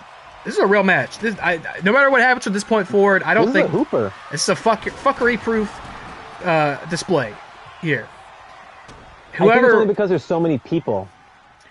Could be, but I remember seeing some weird That's the thing. What always happens, the way the fuckery gets unlocked, is one guy will be climbing the ladder, the other guy will go to stop him, but then a third party will show up and stop the guy from stopping him. And then nobody stops him and he just gets the title. That's where we see it. I've not seen it here tonight, and it could still happen, but I think these 6 have given us enough of a show now that I can't complain. If it does, another crossroads to EliMac, who's just eating them like candy in there. Good grief. Everybody is feeling it. Cody setting up the ladder. Oh, it got knocked right back over just like that. It could be anybody's here tonight. And these guys, I think, what I was touching on earlier is like, you could be fighting for your spot in this league by winning this match. I could see, oh my God, El Grande just got thrown. I definitely see a world where Hank gets dropped. I could even see a world where Eli gets dropped. He was part of the most powerful trade negotiation in our league's history. The only one brokered all season so far. So yeah. I would say Featured must have been happy having received him on the team, but he wasn't getting along with Austin out there, and now he really needs to win this one, I think, get a Twitch championship to earn his spot on that faction, because Feature could just as easily see somebody with more potential on the list and switch it up. I don't think Nick will ever abandon the Fiend at his own demise, potentially. Because I think he just doesn't want Feature to ever have that opportunity to bring the Fiend on board. Can you imagine a world where the Fiend becomes a Cenobite and then wins all his matches? I just don't know if Nick can handle that. Oh man, I don't even want to think about that. That's tough. And we had this conversation, and I have no inclination to where any captain's leading besides me. Yeah. I'm the only person that knows what is truly going on with the Heartbreakers. Spoiler alert. See it going up. And Eli will be the one to tip him off the ladder. Former tag partners there. Eli stops him from getting the title. Wow! Frog splash on the outside. Grande. No one's really gotten like a good grip on it, you know? No. Which I'm kind of surprised by. They like remember how to play the game all of a sudden. It's something to see. I mean, we could be here all night at this rate, though. Real hard, in theory, real hard to win a match like this. Get all the way up there, unhook that belt without one of the... Oh, what the hell? The Fiend is on... What? The Fiend was going stanky leg on the table. That was crazy. It's getting a little weird over there.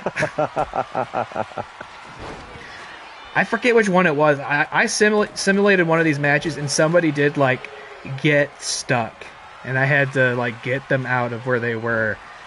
And I was like, man, what happens if that happens on the stream? Are we going to say collusion if I get somebody unstuck? You know what I mean? Imagine league-wide tinfoil. Oh, wait. Fiend's got the claw on Cody on the outside. Eli's the only one standing in the ring, and he is setting up that ladder. Oh, shit. Hank's up, though. Hank stopped him. Hank Hill, man, I know he hasn't had that much success, but he's one of my favorites to watch. That's not on my faction. Well, you might watch him win this match because he's going up top. Hank!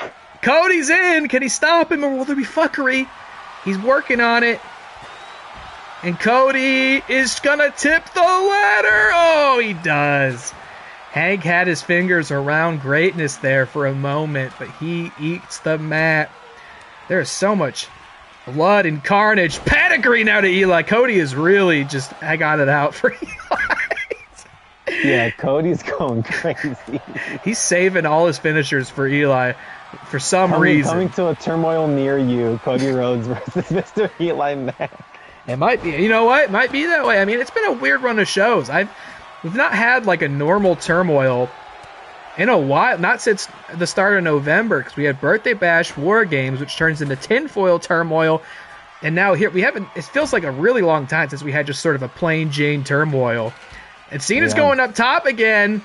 Cena! But the Fiend and Cody making sure he doesn't get to the top. Wow. The combined effort of the Sirens and the real wrestlers. Unreal. This is quite a show here. This is quite a match. Whoever, I will say for sure, no bickering from me, whoever wins this one will have certainly deserved it and earned it. No technicality here. Poison Rana to HWO Cena there. This is pure chaos. I mean, this is really how it should be. It should take everything. And it's not just about, wow, stunner to Hank Hill. Hank Hill's got blood all over him, all over his chest. He is gushing. Surprised we can't see it on that snow-covered mat outside. Fiend with the Sister Abigail, and I think I even saw Grande hitting kind of a lucha variant on the Sister Abigail on that ladder. That was very interesting, that modified maneuver there. And it's been tough. And now we got Mandible Claw on El Grande. I'm seeing blood smeared on that mat. That could be anybody's at this point. Nobody has been able to really get in that position and become Twitch champion. And these are the kinds of matches that initially made it so I would not book 6-man ladder matches. In season 1, I was like, they never end. They're impossible to win, and they never end. And this season, it's like they end too quickly. But now it looks like it's all slid into place here. And we've got so much show left. My goal was to be done by 8, so we're not competing with World's End, but we might go into overtime. We're at least going to be competing with 0 Hour, which, as far as I know, Big Boom AJ and the Rizzler could be on. I don't even know. They might be on 0 Hour. They're double booked. We're nearby. They're going from Rosemont to Office Estates. They might. Hey, it's doable. It's totally doable. That's why they had to go on first. They were adamant about that, and I was gonna oblige. Khan, we got the call from Tony Khan. It's like, hey guys, they're in a 0 Hour. We need to book them first. Like, hey, honestly, I respect that. Yeah, they're in high demand these days. I guess they are. As far as wrestling's concerned, I guess they are. I don't know what else they do. They're booked. I don't know what the views look like for Big Boom and AJ, or I think the Rizzler's killing it, but like AJ and Big Justice, not as much these days. That's my understanding. You think their 15 minutes have gone? A little bit. I don't know. I think they really got overshadowed by the Rizzler. Those who are for real. I think the Rizzler took all their clout from where I'm stated. I also think the Rizzler took their clout. Their momentary clout. I mean, you make a silly video with your son at the grocery store. It becomes your entire brand. It becomes your empire. And then his like weird little friend has more charisma and literally becomes the personification of charisma. I mean, what's interesting too is like the premise of a Rizzler well pre-exists prior to that young child taking on the moniker. Yes. But he's so undeniable. You're like, yeah, he can have it. He's got to have it. Who else could wear it? He is. We always heard of this Rizzler, but now we see him, and we know him now. I can't even think of I can't think of any other time you could say like, what's another comparison you can make of like sort of a mythological character who's made real? Maybe like Spuds McKenzie. But that was a dog. Wait, Hank's up! Hank! Oh, Fiend stops El Grande! Hank's up there! Hank! Hank's got it! Hank's the Twitch champion! Hank! Hank Hill is the new Twitch champion! Oh my god, look at him, dude. He's deathmatch style. Someone needs to check on Cowboy Connie. I can't believe this! Blood in his eyes. He is bloody as shit. The Texas Cowboy deathmatch. Connie. Oh my god. Well, Hank heard maybe what I had to say. Maybe he was feeling the pressure here. Because as we head to draft night number 3, Hank Hill will be the WATCW Twitch champion. Which wow. I've been hearing. I mean, it's no secret. I've been hearing Connor imply for a while now, like Hank's numbers getting drawn. If he still wants to do that, he still could, but that would be the second draft in a row where the Twitch champion is dropped off of their faction while holding the title. Fascinating outcome that I don't think anybody would have predicted here. I mean, look, now I have to awkwardly take it back to you, who came in here with the Twitch championship, who was just outright opposed to what was happening here today, and now John Cena is indeed not the Twitch champion. Do I have to worry about you as my foe now? As a fan, as someone who's a fan of WATCW and the shows that we've been putting on for the last almost half year, I am elated to see a guy like Hank Hill become the Twitch champion. You know, like Connor he wasn't candid about it. He wasn't shy about it. He straight up said, yo, Hank's future with the Cowboys might have to be in question, especially after tinfoil turmoil and his first attempt of losing the belt. So I'm happy to see Hank win, take another belt back to the Cowboys after losing the People's Championship earlier. But now if I can speak as the captain of the Heritage Heartbreakers, what the fuck? What? Okay, this match wasn't supposed to happen at all. Oh, man. This is nonsense. And if only I would have thought in advance to bring some tinfoil. I'll bring some fucking tinfoil, but bring the tinfoil with me to my den. I'm pissed. I'm so angry. This was supposed to be our night. Yeah. This was supposed to be our night. Damn it. But John had a hell of an effort. This is not John's fault at all. He crushed it. He did as best as he could. He was out here taking bumps off ladders like it was nobody's business. Yeah. And yet here we are with Hank Hill being the Twitch champion. Bullshit. Bullshit. Well, look, now we're in a world where John Cena is in the Twitch division. He was very quickly sprung into that title match at Tinfoil. He technically won that match. And now he's going to be operating in that division, at least as far as I know. Like I said, we got a draft night coming up. But as far as I know, John Cena is going to actually be competing and challenging in that division. And now it's Hank Hill who people are going to be looking at as the champion. I mean, that's a very different setup than what we're used to. I mean, he is Absolutely. a huge, huge figure to have in that division, and we haven't really quite felt the weight of that just because he did get that title so quickly. So even though, and I'm not just saying this to be diplomatic, even though Hank is now the champion, I would not be surprised if John Cena were to earn his way back to a title match pretty quickly. He will.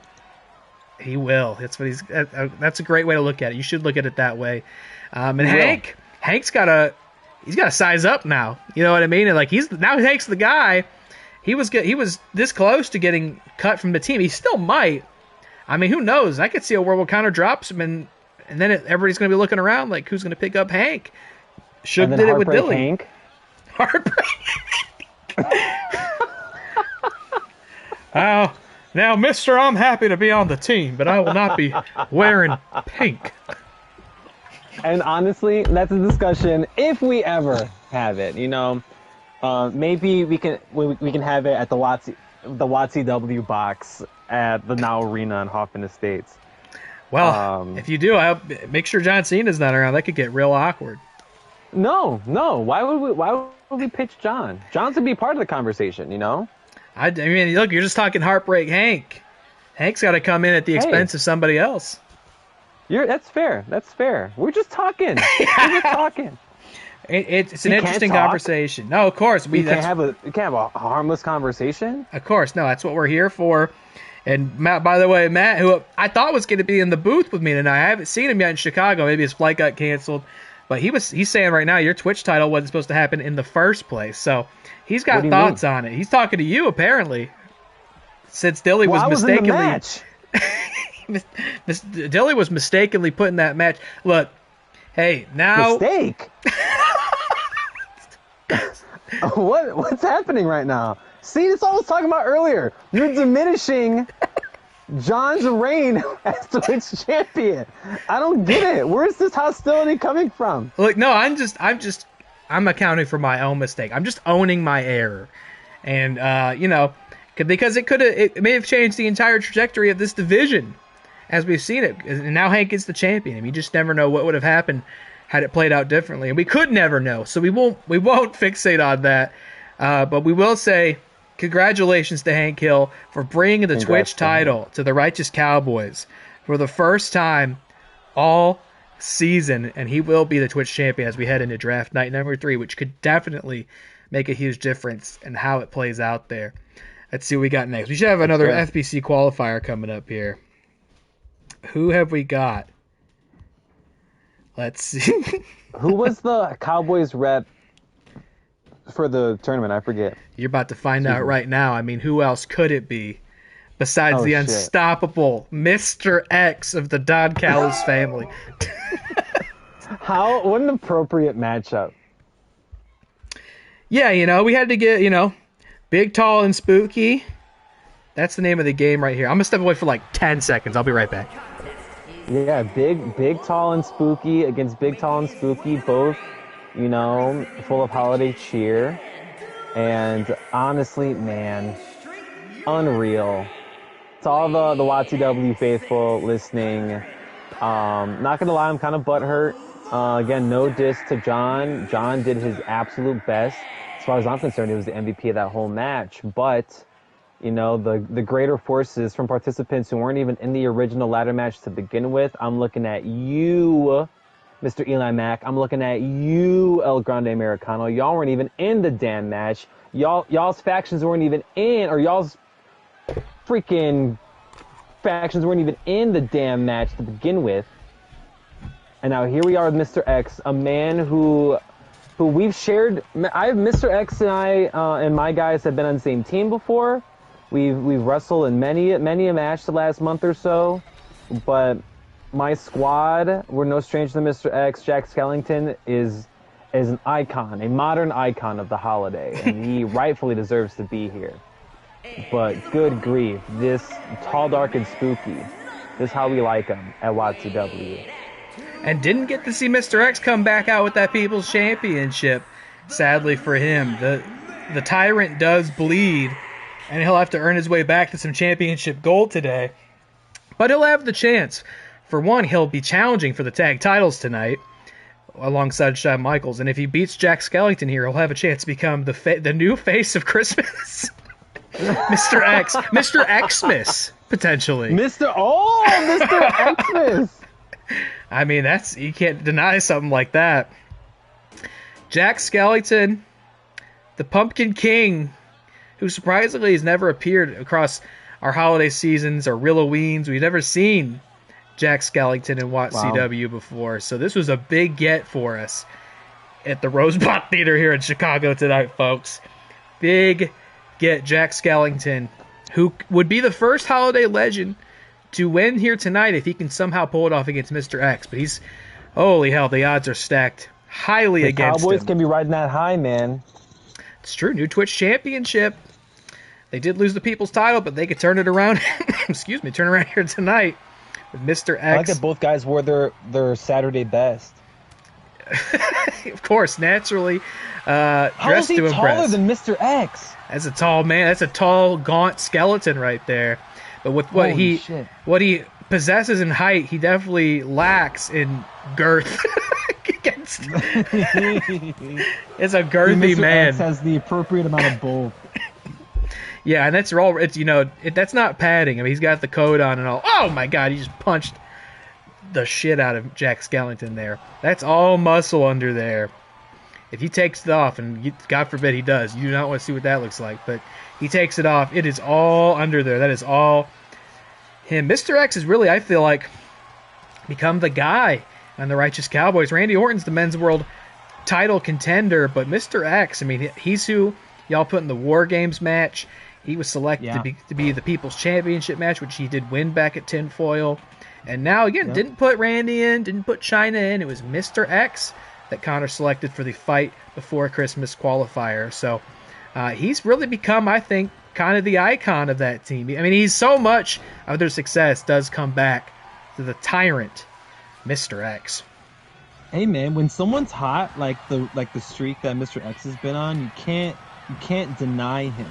You know, no, you can't just put out the flame.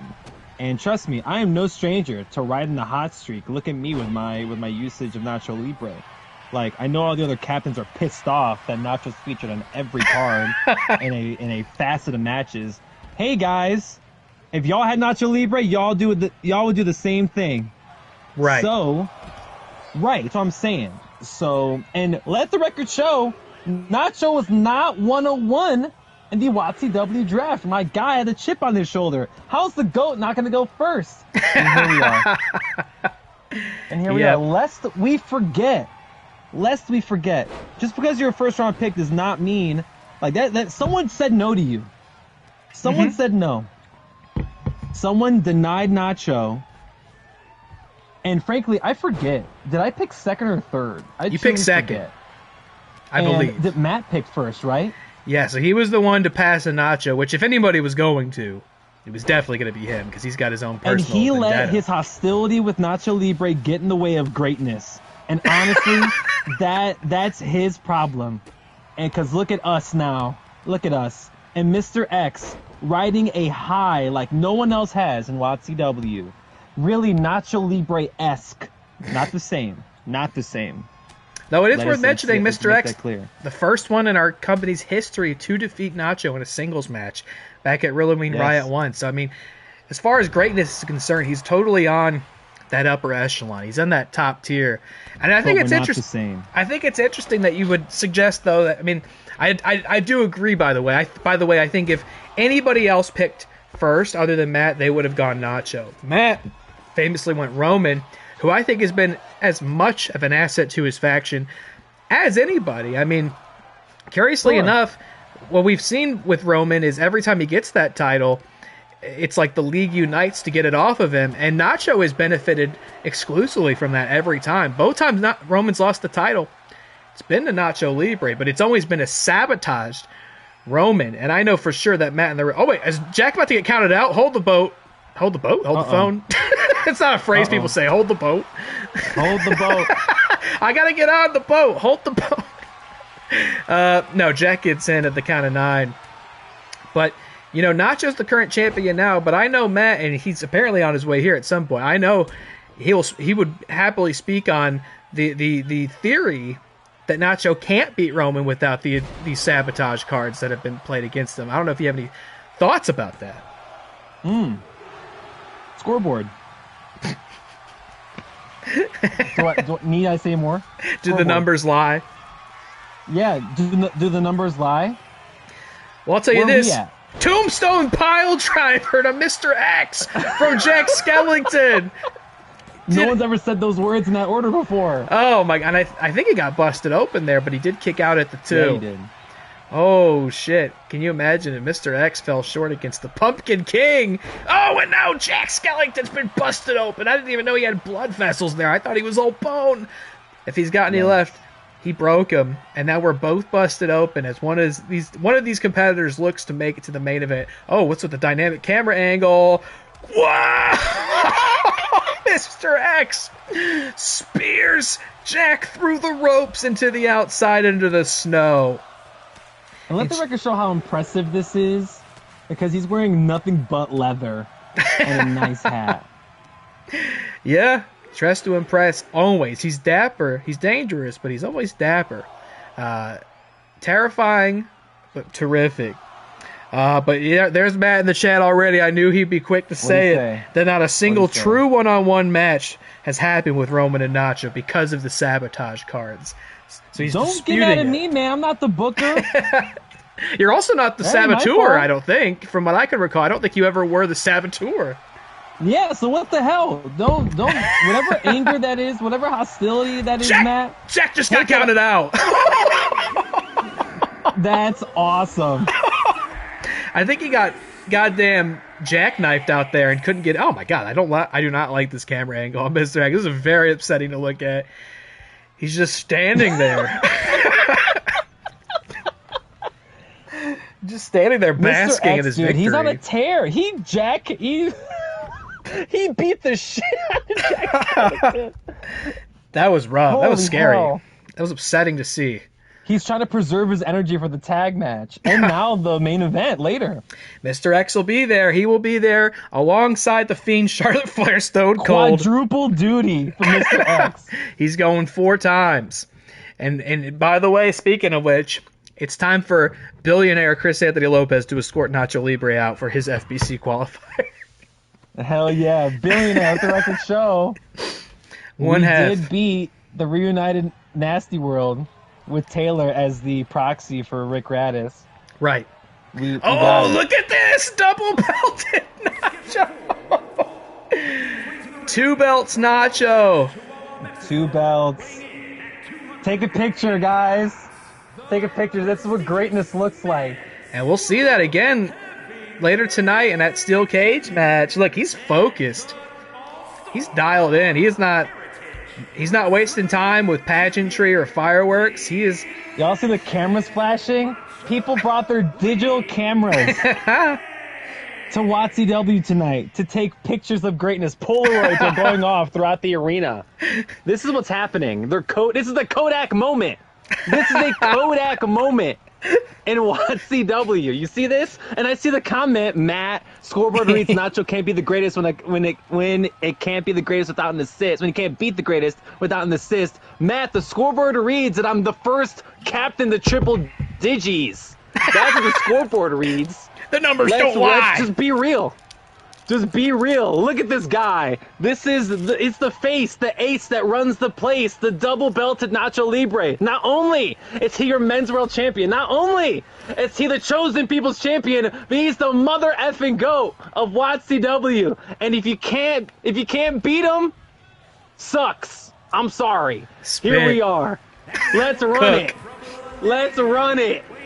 Scoreboard reads triple digis. That's what the scoreboard reads. That's what it is. I think that might be the first ever promo. Letters. First promo actually cut on commentary before. That was very well said. We're very passionate. I put my 5-point bonus to Nacho Libre in this match. Shout out to Scrooge looking dapper, man.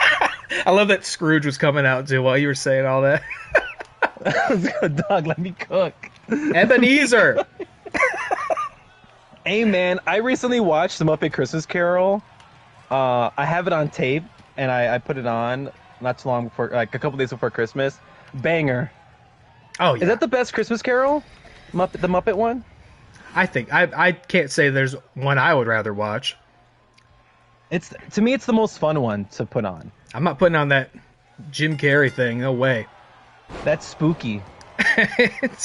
That's upsetting to look at. Is that a Zemeckis joint? Am I tripping?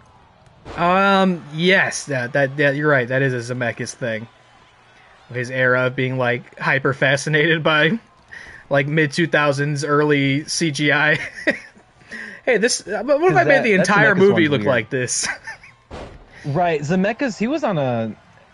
I was doing some Polar Express defense not too long ago. Mm-hmm. Like, I know Zemeckis gets a lot of shit, but he can you blame a man for liking something and just doing it over and over again? It's very, very George Lucas of him, that era, you know, of like Scrooged. Feature mentioned Scrooged. Scrooged is a great call as well. Different energy, obviously, but that's a good one as well. You know what? You were talking about Polar Express, and I had the idea that next year, fight after Christmas, all the holiday legends should just be all of Tom Hanks' characters from the Polar Express. It's just the 6 faces of Hanks. That'd be awesome. The conductor, though, Polar Express could be a great, maybe Bill Murray Scrooge could come up next year. Who knows? This is just like authentic. This is the original Scrooge right here. This is the real one. It's the one all the others are based after. This is the real Scrooge. You ever met a man named Ebenezer? I highly doubt it. I can't say I have, man. Can't. We should try that, bringing that back. And then for short, you could call him like Big Eb. What's going on? Call him Neezer. I don't know. That doesn't sound good. That? I don't know. Yeah, it sounds upsetting. If I can address Matt in the chat, Matt, I'm gonna do this now because when you get on here, I'm not gonna do this later. Needed Shug to sabotage. Matt said in the chat for those who can't see. Needed Shug to sabotage war games against his own team. Not my problem. Which is not confirmed, by the way. By the way, that's still not confirmed. It's not confirmed, nor my problem. Where you are, but your triple digits are a fallacy. Let's look up the definition of fallacy. Fallacy says a mistaken belief especially one based on an unsound argument. Hey Taylor, who's the number one faction right now in our league? It's got to be the Billionaire Heritage Heartbreakers by my count. So it's a lie. Fallacy's a lie. Yeah. Okay, cool. And then Matt said Muppet Christmas Carol is widely considered the greatest adaptation. Sure. I was just asking. I was just polling the group because I'm a big Muppet guy. I'm biased to my Muppets.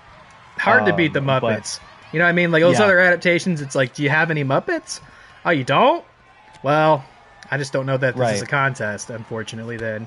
You couldn't get a single one. Couldn't get Grover in here or something? I don't know. Right. And next year, speaking of Blue Muppets, when we get Gonzo as Charles Dickens and WATCW, that'll change the game. That's a great call, because Charles Dickens has not been in the fight before Christmas yet, and if I was going to render him in this, I do think I'd want him to be a Muppet. I would think of that for just about anybody where possible. I would prefer, maybe season 3 will be all Muppets. Oops, all Muppets. Everybody is a Muppet. Oh, we do we're like the one humans, Nacho Libre, and everybody else is Muppets. That will start a whole argument too. Now it's going to be who deserves to be the one human amongst the Muppets. Oh, well, wait a minute. Huge spear to Ebenezer.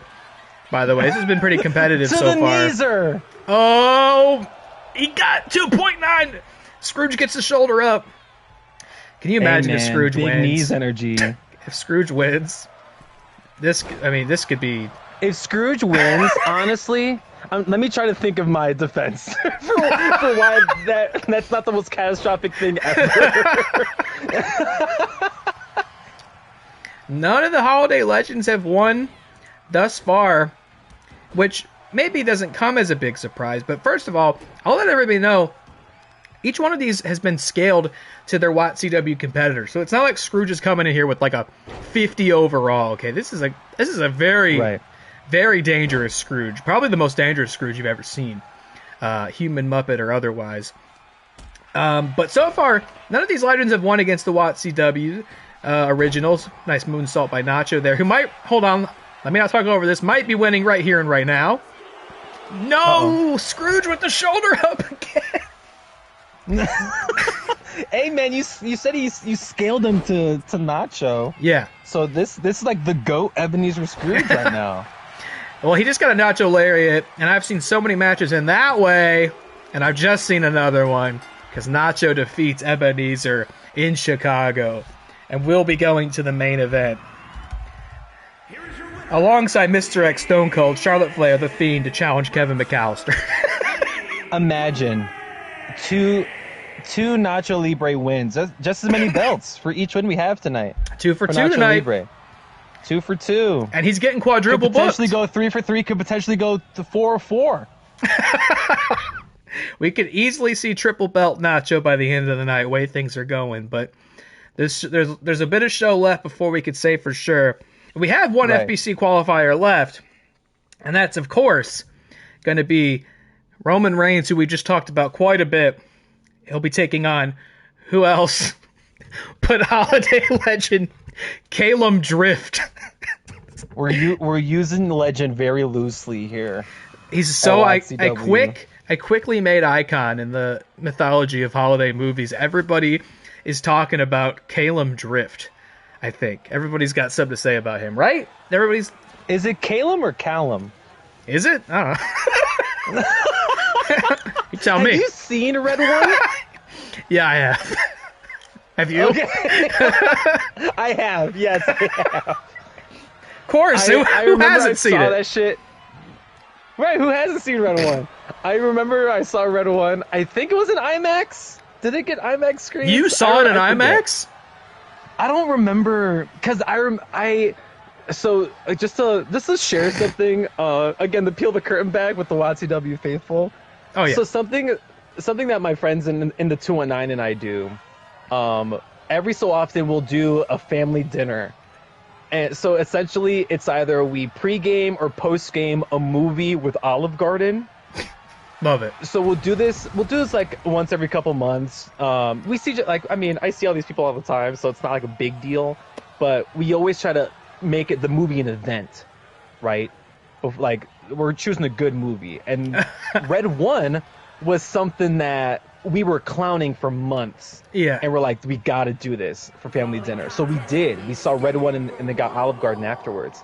And I want to say Red One got IMAX screens. I don't remember. I might, but I do remember taking a legal edible beforehand. And I'm thinking to myself, like, this movie is absolutely insane. And that The Rock fought Krampus. Did that happen? Yeah, they had Yeah. like a slap fight, like not just slapping each other. They did like that the like combat sport slap fight thing. Yeah, like UFC slap fight. They Like gave Dana each White other slap fight. CTE. Right. Like Red One. Funny enough, that movie came up on Christmas. We didn't watch it, What? but I had someone tell me, they're like, "Oh my God, Chris, have you seen Red One? That movie was so good." I said, I'm like, I immediately pivoted. I'm like, I watched the Muppets last night, like just to change the subject because I didn't want to break this person's heart and say that Red One's dog shit. But You're like, no, I was watching my Criterion Edition 4K Muppets Christmas Carol, not that watched the Criterion Muppets last night. not that Philistine. Hell yeah, dude. Holy shit. Yeah, man, I went on the Criterion channel and watched the Muppet Christmas Carol.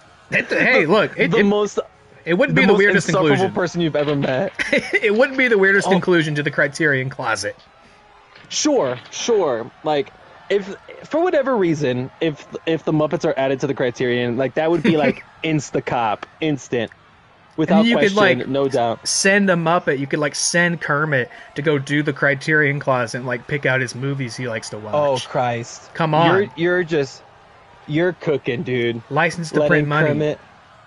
Well, now that Rizzo the Rat's back, I say we send Gonzo and Rizzo to the Criterion closet. How have Rizzo the Rat and the Rizzler not collaborated?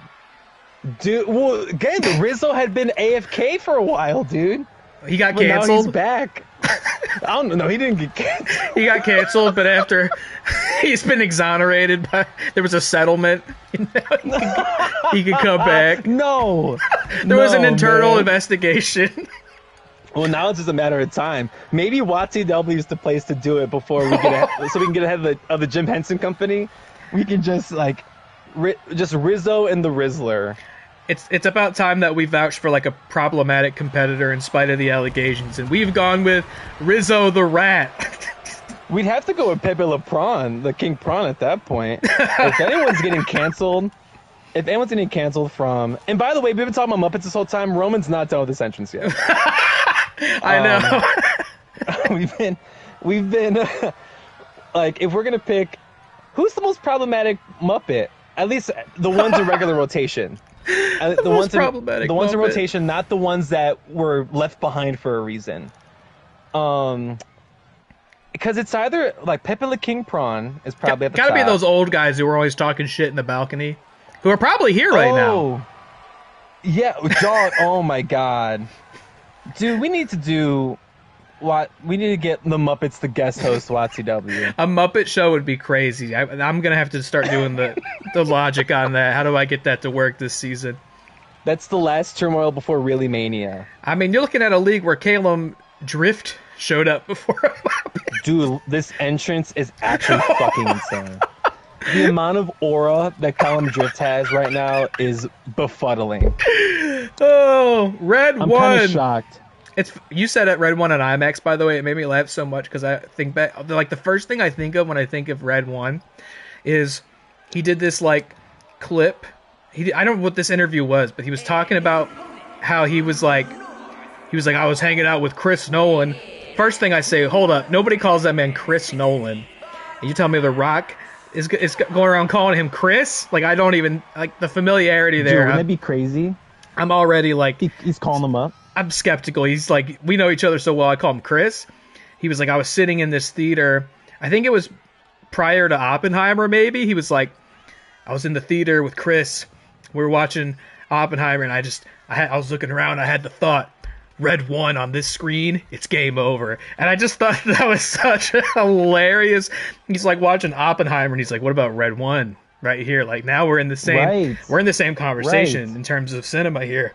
Red One on this screen, it's game over for everybody. So that's cool that you saw it as it was meant to be seen, just the same way that Chris Nolan wants everybody to see his films on IMAX. You saw Red One right there too, just how big Dwayne always wanted. So I'm glad his vision. I'm very fortunate as Colin Drift's also making a crazy long entrance. I'm very fortunate to live not too far between a few different IMAX screens, and I take advantage of them as I can because I know not many people have the same luxury. But the idea of The Rock, or Dwayne Johnson, excuse me, having a conversation with Christopher Nolan, do you think Dwayne's been like, hey Chris, like I have this idea, it's about Mark Kerr, the Smashing Machine. You think Chris Nolan was the first person to get the script for the Smashing Machine? He tried to pitch it to him before Benny Safdie, before Benny Safdie got it.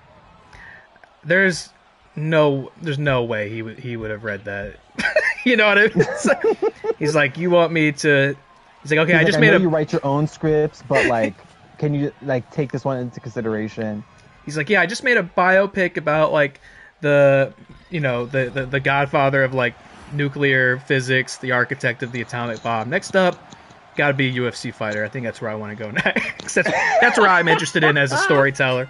Working with you. But if Chris knew anything, he'd know that Benny Safdie wrote the Smashing Machine. So hey. Wow, coming in real hot. So we're insulting my intelligence, huh? Coming in Sick freak.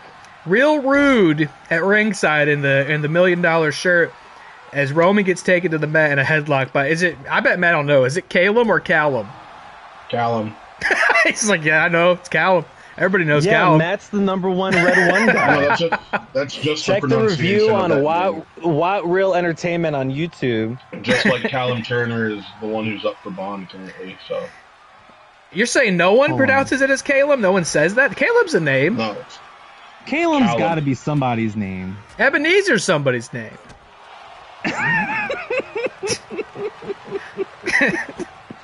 Yeah, dude. Like, Ebenezer's somebody's name. Calum's got to be somebody's name. Well, here we go. It's the last FBC qualifier here tonight. Matt shows up just in time to see Roman versus Callum Drift one-on-one tonight. The dream match that you can't see evidently anywhere else in the world, by the way. These two going at it. It only happens in WATCW. And this is Callum Drift, in spite of anybody else he may bear likeness to. Certainly not The Rock, who is already on the Real Wrestlers in the tag team division, I'll remind you. This is a completely different entity and an icon in the long legacy of holiday cinema. Callum Drift, who just got tripped up by Matt Thomas, by the way, on the outside. He grabbed a little booty there.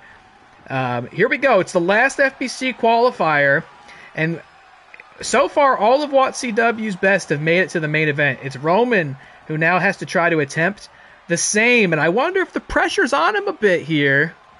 Can you imagine a world in which he's the only one who doesn't make it there? I mean, that would be tough considering because he's the one who had a real wrestler put against him. Pun intended. No, he is the real wrestler. You got it confused. He's Callum on your Turner team. is a fictional character, Matt. Callum Drift. He's a Callum Turner is fuck Callum Turner too.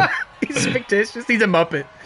He's your next He looks James like Bond. Beaker head ass. No, I kid. I play around. Let the record show, Matt, that Taylor, the that was OFB, crazy. all these Christmas icons were scaled to their opponents. Oh, he knows. He knows, and he knows that because he already started complaining at me in the DMs, and I already told him. I literally said I knew exactly why you scheduled Callum Drift against Roman. That is all I said. He said, "How come He's two members of the bloodline? What are you talking about?" He said, "How come I got Callum?" I said, "Oh, brother, here we go." Tinfoil Thomas. We've been talking about tinfoil No, this whole it was more time. about like I had The Rock on my roster and you make me play The Rock. This is Well, it's not The Rock. It's Not It's The a Rock. It's a The Rock character. When he's about to get a big double boot off the apron, vintage Roman there from the outside, and of course, bears repeating again since we are a little bit extra removed from those promos that Roman did enjoy the stat boost from that promo. It did not suit him in the very chaotic People's Championship Gauntlet, but it'll probably make a world of difference in this one-on-one match, and even maybe the main event should he make it there. But he's got to get past the very distinct Callum Drift, the iconic. Taylor, who did I know, again, it's been a little bit, but who did I give the boost to? Nacho. Was it Nacho? You did Nacho, yeah. I'm looking back at our text, because I was going to give it to somebody else who will remain nameless. Oh, curious. I mean, I had to figure it was either Nacho or the Todd's who were going to defend those titles for the first time tonight. Could I have given it to the team? Yeah. Yeah, if you give it to the team, it'll count for both in that match. Interesting. I thought it was just one person this whole time. If you The more you know. Oh, big spear, hold on. From Roman to Callum. Could that be it? A quick one. Callum out at 2, but that is going to be a hard hill to climb up after having experienced the spear from Roman Reigns, the former men's world champ, the current Halloween champ, and Roman has the very interesting ability to win both the Halloween and Christmas championships before the night's over, which would make him double belted Roman for the rest of the season by default. 2 titles. He's holiday quadruple belted by the end of the season. I mean, that's a foundation to build on. He'll have the 2 titles that nobody can take from him for the rest of the season, and he's always in contention for that People's title. You figure it's a matter of time before he gets his way back into the men's world title picture. So we could be dealing with double belted Roman as a default rule should he make it all the way to the end tonight. And You guys see that People's Champion sign? You see that Nacho's getting signs while The Rock, Callum Drift and Roman Reigns are wrestling each other? That's crazy, dude. Crazy love for Nacho Libre. And Callum's taking Roman to the sharpshooter. Rope break. Oh, shit. Ref called that one correctly. Oh, diving elbow from Callum Drift Sorry, I had to sneeze. This is so good, man. And Roman's back in control. There was a quick 2 count back there. I thought Callum almost pulled it off. Roman's going to try to finish it here. Callum now out at 1. More damage needs to be done.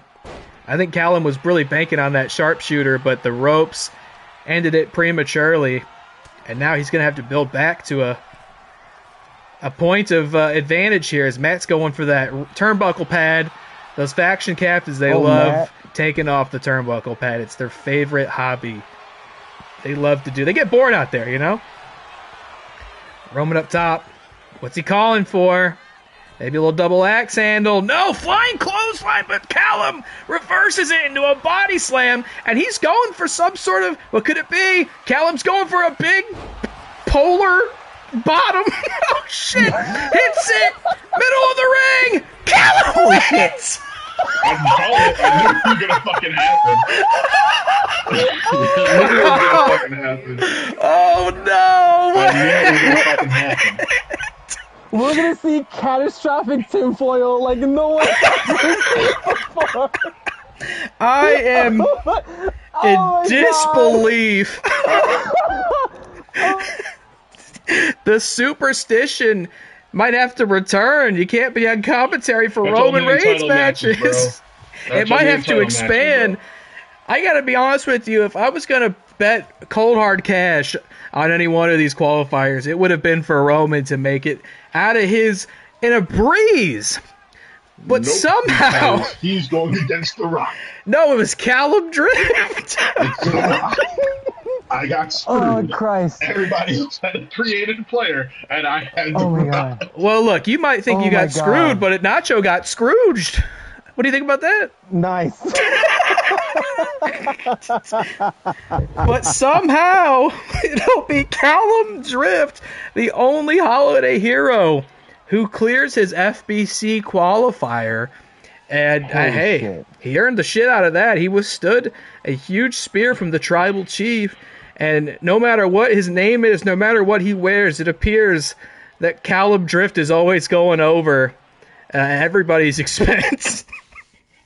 Holy shit! Red Hey, one man, on you this. saved Christmas. Watch him win. I'm gonna be so good. Red one on this screen. Game over. The final elf. Feature going crazy in the chat. Holy shit! So it'll be Kevin McAllister defending against The Fiend, Charlotte Flair, Stone Cold Steve Austin, Mr. X, Nacho Libre, and Callum Drift. I can't believe that. If Callum wins, we might have to have him on the draft list next month. I don't know. Dude, yeah, you'd have to. You'd have to. He'll have one of our titles. I mean, what do we do about that? He'd have to be all. He had to be for real, for sure. We got to pick him up before Tony Khan does. He's gonna be on World's End tonight. No. He's gonna All right. confront the main event winner. Well, that didn't go how I thought it would. I could say that much. Holy I thought shit. it was going to be a clean sweep as far as WATCW does Christmas. But Callum Drift may indeed become the new Fight Before Christmas champion before the show is over. But we're not quite there yet, folks. The Taylor, I think you former... and I need to have a talk. We'll talk, but I think we need to have a talk about something. Oh man. Like, Oh, brother. Reynolds- Oh, Reynolds goodness. rap, just their Mano ears y just mano. We'll perked talk up. soon. All right, we'll schedule a call. Go ahead, let my assistant know. Don't let the tinfoil scramble the. No tinfoil at this call. I just need to talk to Taylor one-on-one. It's going to be through the tin can and string, you know what I'm saying?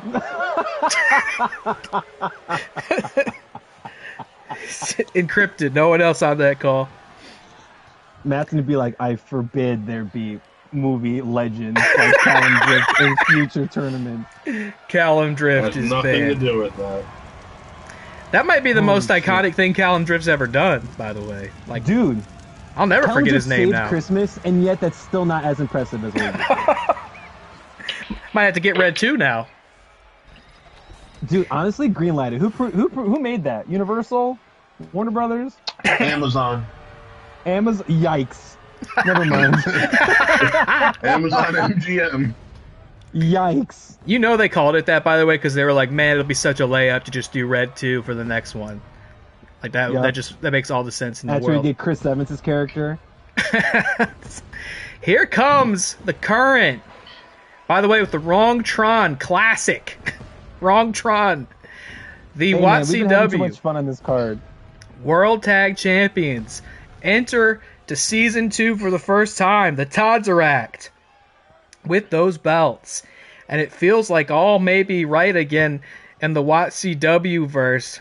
Seeing the undefeated World Tag Team Champions indeed be the tag champions. It took all season long to get these guys on the same team, to get these guys to hold those belts. But now they're finally here, and they'll be putting them on the line against the only team all season that I think has a stake to claim of the greatest team of all time, and that's Shawn Michaels and Mr. X. This is, Oh, wow. I mean, this is the kind of thing I would have tried to save for really Mania if I could even, but it was just undeniable. Cowboys have the contractually obligated rematch by way of the Raddus rule. Metarract won the belts fair and square at tinfoil. Now it's time to settle the argument. Are the Metarract the greatest of all time? Will they leave here in Chicago tonight still undefeated? Or will Mr. X and Shawn Michaels make history as the first ones to pin or submit the Metarract? Of course, representing the Heritage Heartbreakers, who are enjoying quite a lead. And, you know, real wrestlers in that second spot now not going to qualify for the main event. I mean, this is their chance to really even increase the divide here, because they've got this and the steel cage match, but they're in the defending spot. That is a steel cage match. GD. By way of that advantage card, Feature did make it a cage match, which will be to his advantage or his demise. We'll have to see. Those cage matches can be just as fucky as those ladder matches. So we'll see. And that was the card I gave him. How poetic. Yes, that's right. We did publicly say that. That card was exchanged in the trade that brought the Metarract back together, and now it is played against you. It was not Super Cena to put a pin in those rumors.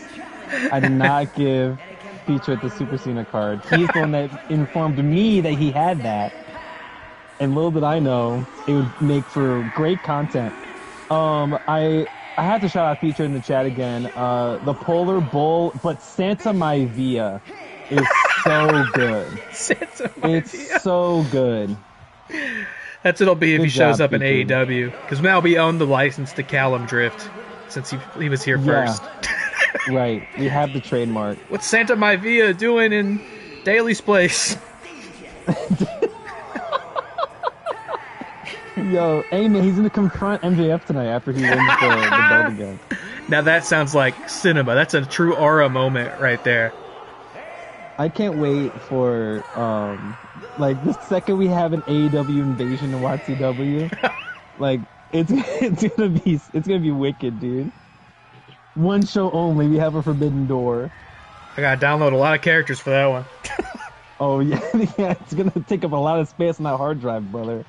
All my slots, dude, my save slots on this game are filled. I can't wait to delete these Christmas characters. I can't, like, when the slots are full, like, not only can you not save a created character, you can't even work on one. Like, you can't even pretend you're gonna make one. It says, no, bitch, your slot's full. You gotta delete some people and make some room. What really makes it tough is when I come up with these custom attires for characters in the game, like Shawn Michaels, it also takes up a slot that a custom character would have. So those are definitely filling my shit up, but we make it work. We always figure it out to make dreams come true here at WATCW. But by the way, I don't want to ignore the redemption in the chat. FeaturedFilms punching his ticket. He will challenge for the People's Championship at Tinfoil Turmoil. Tuesday Turmoil. It's not called Turmoil. No, it's not called.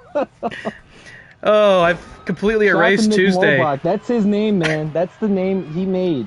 He gave the show that name. It rolls off the tongue really well, so I can't get back to Tuesday Turmoil. Like, just the way those syllables are constructed feels really good. Like Tinfoil Turmoil. Yeah, it sounds really nice. That's a Nick Muhlbach classic, dude. He wrote that shit. But no, Tuesday Turmoil. Feature will get the challenge for the People's Championship, which we know, and will still be true then, is being held by Nacho Libre when we go into the new year. Very interesting. We could see maybe another Steve Austin attempt. We could maybe Becky gets booked. She's no longer not booked Becky. Or maybe somebody we don't even know yet. That draft's going to happen first. We have no idea who will be on the Cinebites by the time that's over. So the first challenge has been submitted. Permanent tinfoil. It's not permanent. I mean, I feel like we're living in permanent tinfoil. It may as well be. Tinfoil Tuesday? Point. Hell yeah, dude. We're just going to rename it to TCW, like Tinfoil Championship Wrestling at this point. TCW actually goes kind of crazy. I'm not going to say. TC Legend Taylor right Creek there. Wrestling? TCW, Taylor Creek Wrestling? Damn, it's a duality. That's what WATCW is, essentially. It's Taylor Creek Wrestling. Does have a nice ring to it. Mr. X going for the pin. I've been talking all over this. I mean, we have history is playing out in front of us here right now. Huge shout out to my guys, DillyTodds and Metarract. Huge shout out. The Todderact is back. But by the way, it's worth stating, Connor did put the boost here, so they are facing a boosted Righteous Cowboys. And Connor's not one to, grab the mic all that often. He's very selective about it, but I think he knew, I got to get involved in this one. I got to have Mr. X restoring balance to the Cowboys tonight. I got to get those belts back, because those belts have been the story of the Righteous Cowboys, the tag titles. They have ran that division all season long, and the Todderact represents a threat that they may never get back from. Like, Todderact could completely change that reality if they're allowed to flourish here. So the Cowboys got to get it done. Billionaire Chris Anthony Lopez in the custom-made suit at ringside. Looking like, I was going to say $1 million, but you're looking like $1 billion, obviously. Moonsault, the DillyTodds. Feature says TCW is our WCW. That could be. We got to do the Tuesday Night War. Tinfoil v TC. Oh, that'd be so good. TC Dubs or WC Dub? That's awesome. Did you ever have a nice Christmas? Honestly, Did you have a nice Christmas? Anybody have a good one? Yeah. Get what you I was wanted. very relaxed this year. How was yours, Taylor? It was pretty great. It was too short. You know what I mean? I had to go right back to work the next day. So did I at 5:30 a.m. It stinks. It feels like that should be illegal. That day just shouldn't exist. I feel like we are the only English-speaking country, it feels like, that doesn't do Boxing Day. Is that what Boxing Day is? I never really knew that. It's like another paid day off for people. It's a continuation of Christmas. I forget what the official reason for it is. They just made up an extra one. And you said we're the only English-speaking country that doesn't celebrate it? The only major English-speaking country. What the hell? It's a public holiday celebrated on the first day, strictly the first weekday after Christmas. It's primarily in the countries that were offshoots of the British Commonwealth. So even Canada has it. Even fucking Australia and New Zealand have it. Are you meant to be doing something? Why is it called Boxing Day? You're like... No, it's just... Because you've already unboxed, as far as I can tell. It's typically like what is Boxing Day here? Let me click on it. It's a post-Christmas tradition. Boxing Day is a holiday tradition celebrated in various countries during the stretch between Christmas and New Year's Eve. Roll the up! fun part... Fuck. I know, we're talking... It's a day for eating Christmas. It refers to answer the question literally, the box refers to gift boxes. Traditionally, the day was for the people to box up gifts for the less fortunate and for employers to give their staff Christmas gifts. But since then, the holiday is taking on a new meaning and traditions only related to any box of the sort. Here you'll find the history of Boxing Day in the house. If I heard anything, it's that next year's fight before Christmas has to be Boxing Day related. Yeah, that might be the move, and then it will be the day after Christmas technically, so that might be, We might fix it. But then because it's Boxing Day instead of Holiday Legends, we just have 6 famous boxers come in that you have to we do like, what was it? What was the boxing thing in WWF? What was it? It was the shit that Butterbean was in. Well, I'm glad you said it because Butterbean's definitely going to be in the WATCW Boxing Day Gauntlet. Oh, dude, that'd be so good. Well, here, Boxing Day is a time to spend with family and cash in on post-Christmas deals. Essentially, it's a shopping holiday and an extra day to spend time with. Oh, it's Black Friday too. Yeah, It's Black family- Friday too. It's essentially it's going shopping or taking advantage of online deals and just having an extra day with them. It's totally Black Friday too. And to spend holiday bonuses, etc. Gift cards. So it's a extra day at Christmas unless you work in the retail industry. In other words, go fuck yourself. No, because get this. I know in Canada Costco's, they have Boxing Day off. Whoa, that was a crazy combo. Check this combo out from Dilly off the ropes to Shawn Michaels. That was crazy. Back and forth. Very competitive here. Feature with a good... Whoa, pile driver to Michaels! Right into the snow! That's what you'd expect out of a matchup from these two guys, dude. Especially with the boost from Connie to give it to Mr. XBK. Like you're gonna Dilly was bring the goods emoting against fucking the Metarract, dude. Dilly was Listen, I- emoting. He got caught by Mr. X. That was such a funny shot. I missed out on a fucking sale I really wanted to take advantage of yesterday, so I'm pissed. I'm so sorry. Whose lightsaber was it? Not a lightsaber, Hogwarts robe.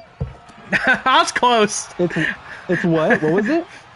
Hogwarts robe. They did 25% off the Harry Potter shop website for all orders, and I was gonna get. I got this nice glass butterbeer mug for Christmas, and I wanted to get a pair with it, but it's like if it's a minimum of $11 shipping if it's any order under 80. So I was like, I'm not paying $25 for a mug. However, I've also wanted to get a Ravenclaw robe, so I have the 3 houses I care about. Fuck Hufflepuffs. No offense, Chris. Hey, hell, okay, fuck me. No, there's no That's right. offense. Fuck It's just Hufflepuffs. I'll get it on board. Okay. No Damn, offense, ouch. no offense, Chris. It's an opinion I have. But I was like, oh shit, I can get this $100 robe for $75. That was a Mr. X is 2.9 crazy. count. Meta just barely got out of that from Mr. X, who tags in Shawn Michaels. Feature, I want to call it out earlier, said Boxing Day is the day we celebrate Jake Paul losing. That's a great call. Just losing in life, yes. Jake Paul But, is not going to be in the Boxing Day gauntlet next year. No way. But I was wanting to I could get a secondary Whoa! that was cool. mug or Stein, whatever you want to call it, because it's like a beer glass stuff, beer mug, whatever. And That'll the be robe, cool. and I could have gotten both for like $85. So I would have gotten free shipping. I would have got a nice 25% discount on the robe because I didn't want to pay $100 for it. And Wow, yeah, I totally just passed out early yesterday after getting home from the Muhlbach household from our Christmas exchange. And See, and I missed And the out thing that- on ordering. Oh my god, we're at the 8 count. Michaels is on the outside. This could be a count out. We're at 9. Holy Michaels is shit. still down. Meta's taking X off the apron. Michaels is still down. 10 count. let's fucking go! Let's go! Wow. And Chris is Let's go, Chris! Chris is materialized in the middle of the ring for some reason. He's not supposed to be there. What is happening? Yes! Are they about to choke slam Chris? They're having Hug me, brothers! they're having a Heartbreakers powwow in the ring. What is, why is Chris in the ring? Yes, dude! This is our home arena at the Rosemont Theater, where they famously do not have professional wrestling. We're here! This is a Kodak moment! something This- definitely broke because they didn't do a championship celebration. Oh, probably because of the count out, I guess. But they didn't do a championship celebration, and Chris is materialized in the middle of the ring. This is a Kodak moment. Wow. With the billion dollar man, Chris Anthony Lopez. I can't. Wow.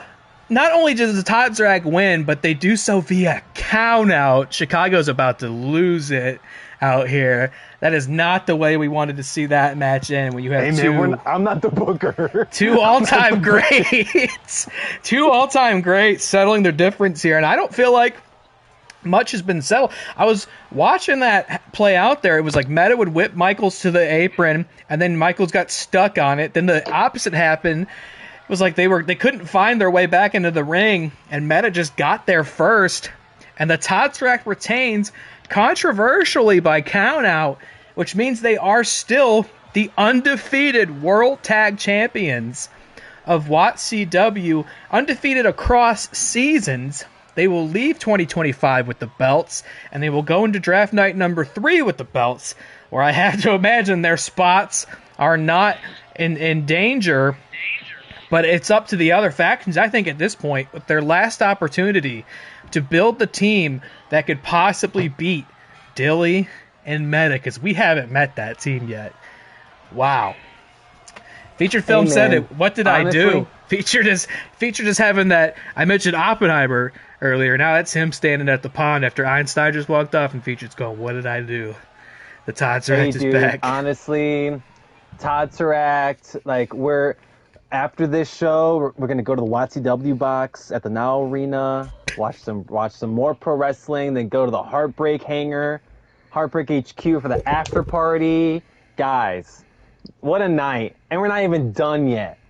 We got 2 more matches for the Heartbreakers. We're not even done. Oh my god, this better be a steel cage match, because it doesn't say that. Please be a steel cage match. I'm gonna get so mad. Please be a steel cage match. Okay, there it is. Okay. It's there.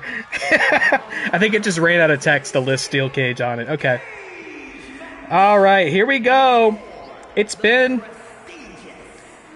a Heartbreakers Christmas so far. Nacho gets the People's title. Todzrak retains theirs. But can Nacho retain the World Championship here tonight? This is feeling very similar to a show not that long ago. I remember by the name of Birthday Bash, where we saw the real wrestlers completely dominate and just take the whole thing with them on the way out. I'm feeling the Heartbreakers might be in that spot, and while it's got to feel good, I also wonder what the attitude's going to be towards the Heritage Heartbreakers if they leave having won all this tonight. I mean, they will be public enemy number 1. Hey man, we got great morale with everybody. Like, I don't know what's the maybe what for do we now. do? Maybe for now. It's lonely at the top, is what I've always been told. But we have a whole team. We're great. Like, there's a bunch of us. The group chat's popping off right now. KaylaMarieTea just hit up the group chat. She's popping off. You know, like, holy shit. Yeah, Like, she's always dialed in can't. to Todzrak matches. Big fan. right. KMT studying the tape of Todzrak matches. Like, and you know, I'm over the moon. I'm over the moon, man. Oh my god. Featured said, if shit. only Matt had a card to lock Chris out of a match or steal some of his points. If only. Lock me out. I couldn't lock him out in this feature. Actually played ahead of time, so I would have had to know he was going to be in it. He's just joking about some cards he I know. He's joshing. He's having a little I'm just jig. saying, like, no, but it's like if we had known Chris was gonna get a different story. That's all I was getting at. Here we go again. Nacho making his second double belted entrance of the night, and he may do it a third time if he emerges victorious, because he's going to be in the main event in a little bit. Kodak moment. Get so your nice. phones out, get your cameras out. Watch it twice. And it's so fresh. We still haven't taken that Seaman Demon plate off the top of the People's Championship. It still says Seaman Demon on there. But soon it will say, what's your Twitch channel? C. Anthony Lopez, I think. Hell yeah, dude. Soon it'll Anthony say Lopez. C. Anthony Lopez on the front of that People's Championship for the first time all season, I think. If I'm not mistaken. What? DillyTodds? Well, when Dilly had won it, that had Dilly's name on it. Exactly, yeah. Oh, it's gonna have my name on it. It's gonna have your name on it.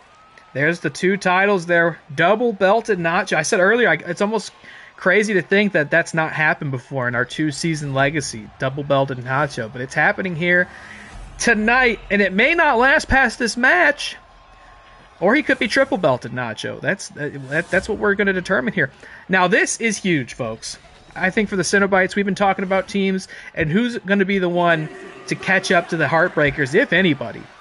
Real Wrestlers are in the 2 spot right now. Cenobites are in 3 after having been first for a long time, made a lot of enemies up there, talked a lot of trash, and now have no titles and find themselves in the unique position of having to climb once again. Austin has not had a shot at this title since WatCon 2 in August when he competed against Roman Reigns in the tournament main event. Roman, of course, successful there. First one to win that title this season. Stone Cold. Now, all this time later in December, will finally challenge for that championship again. And this is do or die, folks. I've been saying it. There's not a lot of runway left. We're about to enter the new year. And really, Mania 3's in April. You got to figure if Stone Cold doesn't win it here tonight, who can say if he gets another shot at that title this season? Every single match just counts so much when you get this late in the season. And then there's Nacho, who this is his first defense as of winning that. He's on title reign number 4. This is his first defense. If he loses it here, no guaranteed rematch. He's back in the running. So this is a match that I think will define this division for basically the rest of the season. And here we go. It's a cage match. Two things of note. One thing that I've been stewing on since the tag match. The tag match, guys, since it ended in count-out, Taylor's probably already thinking about how he can include all the teams in the next show because he's going to feel like there was some tomfoolery and it's going to be a 6-team clusterfuck. You want to give me ideas? Secondly, be careful what you manifest. Secondly, if I'm not mistaken, and correct me if I'm wrong, Nacho Libre defended this belt. Yeah, go on. Tinfoil Turmoil. And if he were to win this, did he? Oh my God, Austin's like about to leave. Wait a minute. Wait, no, Nacho got him, I think. Wait a minute. Oh my God, it's going to be cage match fuckery. Cage match fuckery. Austin's about to escape the cage. Austin's about to escape the cage. Austin's about to escape the cage. Yeah. Wait. Nacho might have him. Hold on. Oh my God. What's going on? No, Nacho has him. Nacho's got him back in. I can't. Somehow Nacho, in a miracle move, pulled Austin back in. Featured in the chat just goes, no! Wait a minute, Nacho's. He knocked Nacho back down, but Austin, I guess, has finally rationalized. He's got to do a little more damage before he can try that move. Austin was too. Tinfoil! Bullshit! Austin was 2 button presses from becoming the world champion. Seriously. That was nuts. What were you saying, Chris? Do you even remember? I feel like I just had a migraine. My heart was fucking... I was about to spit it up. Oh, that's right. You can pin in this. I forgot. You could. Nacho went for a pin there. I forgot you could do that. So the Radis rule. Yes. Sorry. Implies yes. that it's two defenses, correct? Yes. Yes. Is this his second? Did I mess up my history? He defended the belt at Tinfoil Turmoil. That was the last. Oh, you're right. He He defended it. He didn't win it there. You're correct. He was already a 4-time champ. So yes, you're right. If Nacho wins this, he will once again rematch. Keep himself in that division. So the entire league should be hoping Austin pulls this up. But now it's Nacho who's going to try to climb out the corner. God, these cage matches are ridiculous. He's ascended to the first rung. What is Austin doing? What is Austin doing? Okay, Austin's going up. Now it's Austin's turn to try to keep him in the cage. Is he going to get there in time? He hits him. I think he's got him. He's got him. All like not even breathing, watching this shit. This is nuts. I think suffice to I can't say wait until in 2026 we never do a cage match or a ladder match ever again. This is probably not going to be a great match, but somebody's going to win it, and it's going to... It's just going to be... I mean, you don't have to climb out. There was a pinfall. But now it's Austin. This is what the AI does. It's hyper-obsessed with climbing out, and Austin's now going up. Nacho's flat on the mat. Who's going to the Real Rumble with the title? Austin's made it up to the top of the cage. Unless Nacho's still Nacho down. can get up Christ. there and stop him. Nacho's making his way up. Yeah, these I don't know if have we had a one-on-one cage match this season. I'm Yes, not we have. sure. Oh, no, we haven't. No, we haven't, because Romans wasn't a one-on-one. A one-on-one? I don't think so. Well, now you're seeing what it looks like. This Oh, is torture. this match could end, and he's going for the pin. I don't think he's going to get it. No, kicks out at 1. Neither man has done nearly enough damage to the other to get a pinfall or submission. They're just fixated on, like, knock him down, try to climb out over and over again.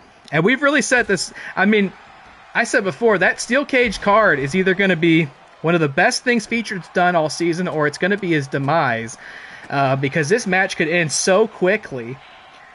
Austin's going wild, brother. He's got control of the match now. Nacho's on the mat, and we've set the scene here. If Nacho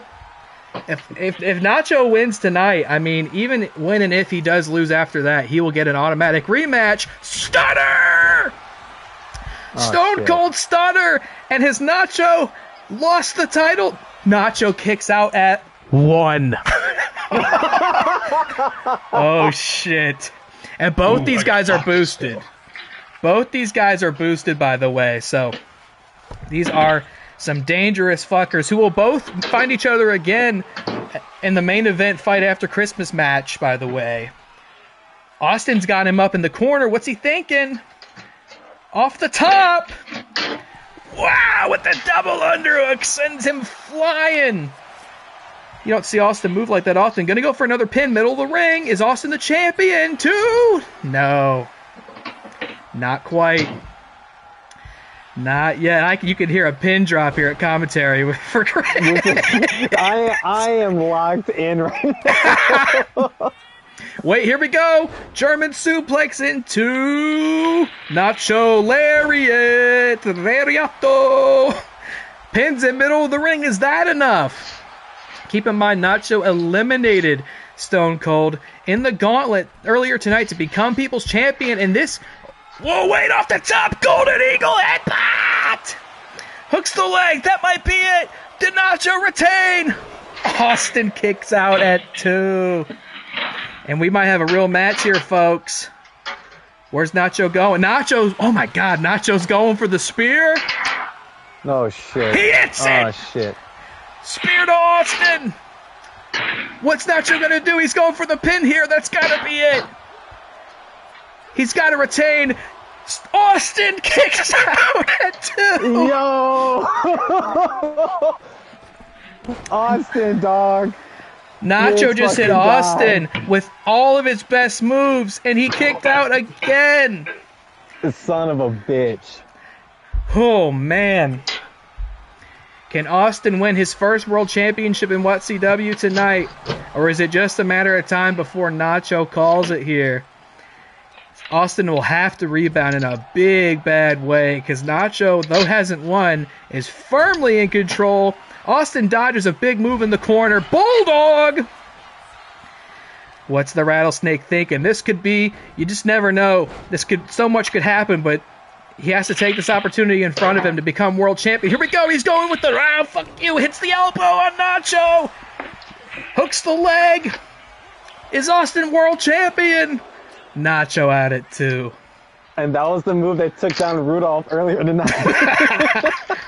Of course, naturally. Whoa, stunner! Stunner to Nacho! Hooks the leg! Is Austin the That's gonna be champ? it. Is Austin the champ? Yes! He Fuck!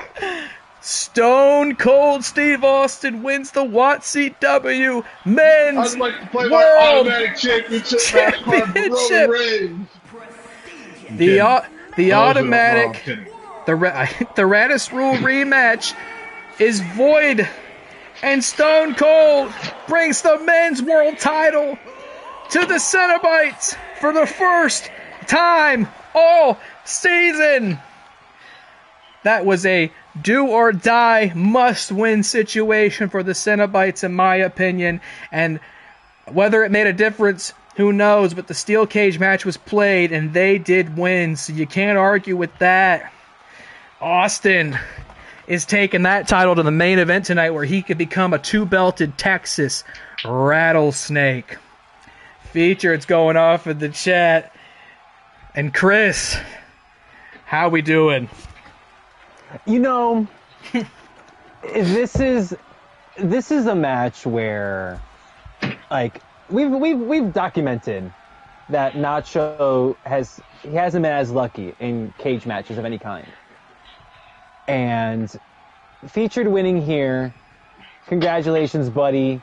The hearts of all the other captains can sleep well tonight, fully knowing that Nacho is beatable now after being the People's Champion. But just wait, buddy. Just wait. We're coming back with a vengeance. We're coming back with a mother effing vengeance. If you think that we're out, we're not. What's going on back there? Looking at a box. What are we cooking? We loading up the dishwasher? What's happening? No, I was looking into a box. You were doing a little Boxing Day? No, just open a box. We didn't decide on our... Congratulations for now, brother. Congrats for now. And we might be running it back at Tuesday Turmoil in January because we know Cenobites are challenging for Nacho's People Championship. It might... I mean, you have to think it's got to probably be Stone Cold who will be in that match. And we'll see who gets added. Could be a singles match. Probably not. Almost certainly not. But there's no shot it is. Austin is the world champion. He will be taking that belt into 2026, and he'll put it on the line for the first time at Real Rumble 3. Crazy. That's exciting news, man. I can't help it. I'm excited to see... I'm pissed, but I'm not pissed. I'm always excited to see someone new get a title for the first time like that. That is... Oh, thanks, Taylor. Hey, I was excited to see Nacho get the People's Championship for the first time earlier. Taylor, I don't know what we've been doing to you, dog. I'll just get past the screen. Go on, continue your thought. I don't understand that, dude. That's insane. What is this? We'll get to that in a moment. Like, has that always been Rhea Ripley's thing? Either way, we're not done with the men's division. Congrats in the meantime, but just when you thought Daddy was out, Daddy will always be back. Daddy's in the main event. Daddy's in the main event. But that title, that men's world title, belongs to Nacho Libre. In the meantime, you can hold it. I like to think that if there was it belongs to Roman Reigns, that you can continue to think that. If there was a Heritage Heartbreakers t-shirt, I would like to think the front would say Daddy's in the main event. If that was our merchandise, available now at WATCWshop.com. Hey, I'm Daddy's in the main event. I'm wearing my black. I'm wearing my DillyTodds swag. It might be time to finally open up the WATCW shop. Yo, speaking of which, here he is in the chat, just getting in. Getting on to go live, and what am I wondering I should appear? That's right, DillyTodds. I was literally mid-sentence just promoting the Dilly shop, and I got my hat on, and I got my shirt on. I'm decked out in it tonight. And I know you're about to go live soon. We ain't got much left on this one, so I definitely will be tuning in at that time. My guy, Dilly. Oh, but I gotta mention, on the way to the ring for the first time as WATCW Women's World Champion, and by way of an advantage card, what the hell? Elite Rhea Ripley is now Elite Lily Ripley, and by putting on this cursed costume, her strength and recovery stats are boosted to 100 each for this Women's Championship match. All season long, for months, people been asking Nick Muhlbach to switch up on Elite Rhea Ripley. Well, be careful what you ask for, because now you're seeing the true form. It's gotten even worse. It went the other direction. You thought it'd get better. It's even scarier. And this is how she will Unbelievable. appear for her first ever title defense. The first Celestial Sirens title defense of the season tonight. Welcome aboard, Dilly. Welcome aboard, Featured. I was saying earlier, by the way, Dilly, this hat, I love this. It fits my head is so big and lumpy, and this fits my head so well. I mean, it's adjustable, but like the way it fits around my head is so nice. You did a good job. Dilly Shop. Fourth wall, Dilly Shop. She has skull teeth. She has little skulls for teeth. That's the women's champion right there. This was the other costume card you're talking about, correct, Taylor? This is definitely a costume card. I'm trying to think. I can think of one other that I know is still in the wild. Okay, because you told Featured, I go, there's one more that's in the wild. I'm wondering when it'll be played. So there's two more in the wild. Nick Muhlbach has played that advantage card. He's been sitting on that one looking for his time, and I can't think of a better time than his first ever title defense all season. I mean, gotta try to make this one count. But what's interesting, and what was folks, the stat boost, Taylor? strength and recovery go to 100, and that's on Rhea, who's already like, you know, not far from 100 on her own. Smart by him because he used his promo boost on the Fiend, but still found a way to put some points over here for Rhea's first defense. Billionaire Nick Muhlbach at ringside there.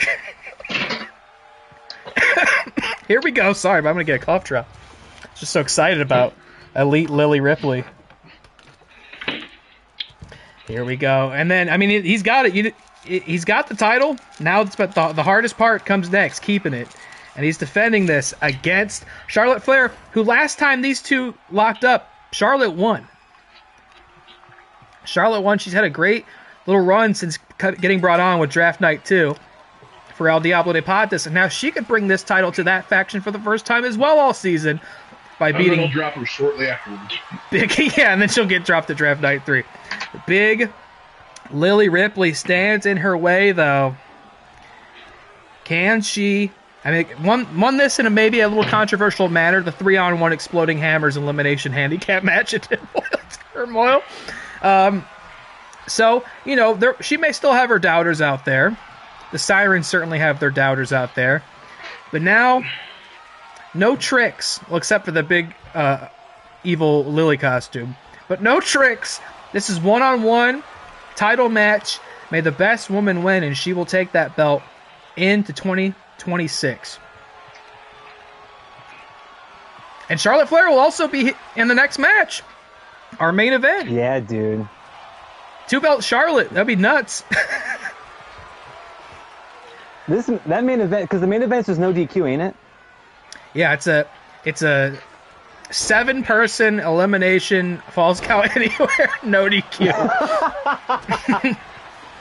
Awfully reminiscent of the tag match that we had at Tinfoil. It is.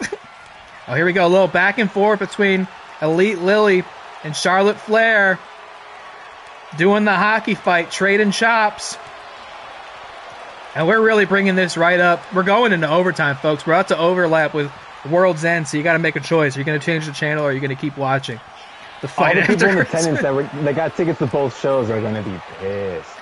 Like, hey, there's no way AEW's not going into overtime, you know what I mean? So that's what happens. Right, it's okay. They're going to be on until 2 in the morning. Right, good grief. Why you say that? Because their shows are long as hell. The AEW shows go on for like 5 hours. Yeah. It's insane. Yeah, they're very long, but you get your money's worth. It's good wrestling, man. And like you said And you earlier, get your my money's understanding is that like the live ticket is extremely affordable, all things considered. When I was looking at tickets for tonight, it was like $40 or $50 for a good seat. There's not I'm wild. saying this is not a plug for the Now Arena. There's not a bad seat in there.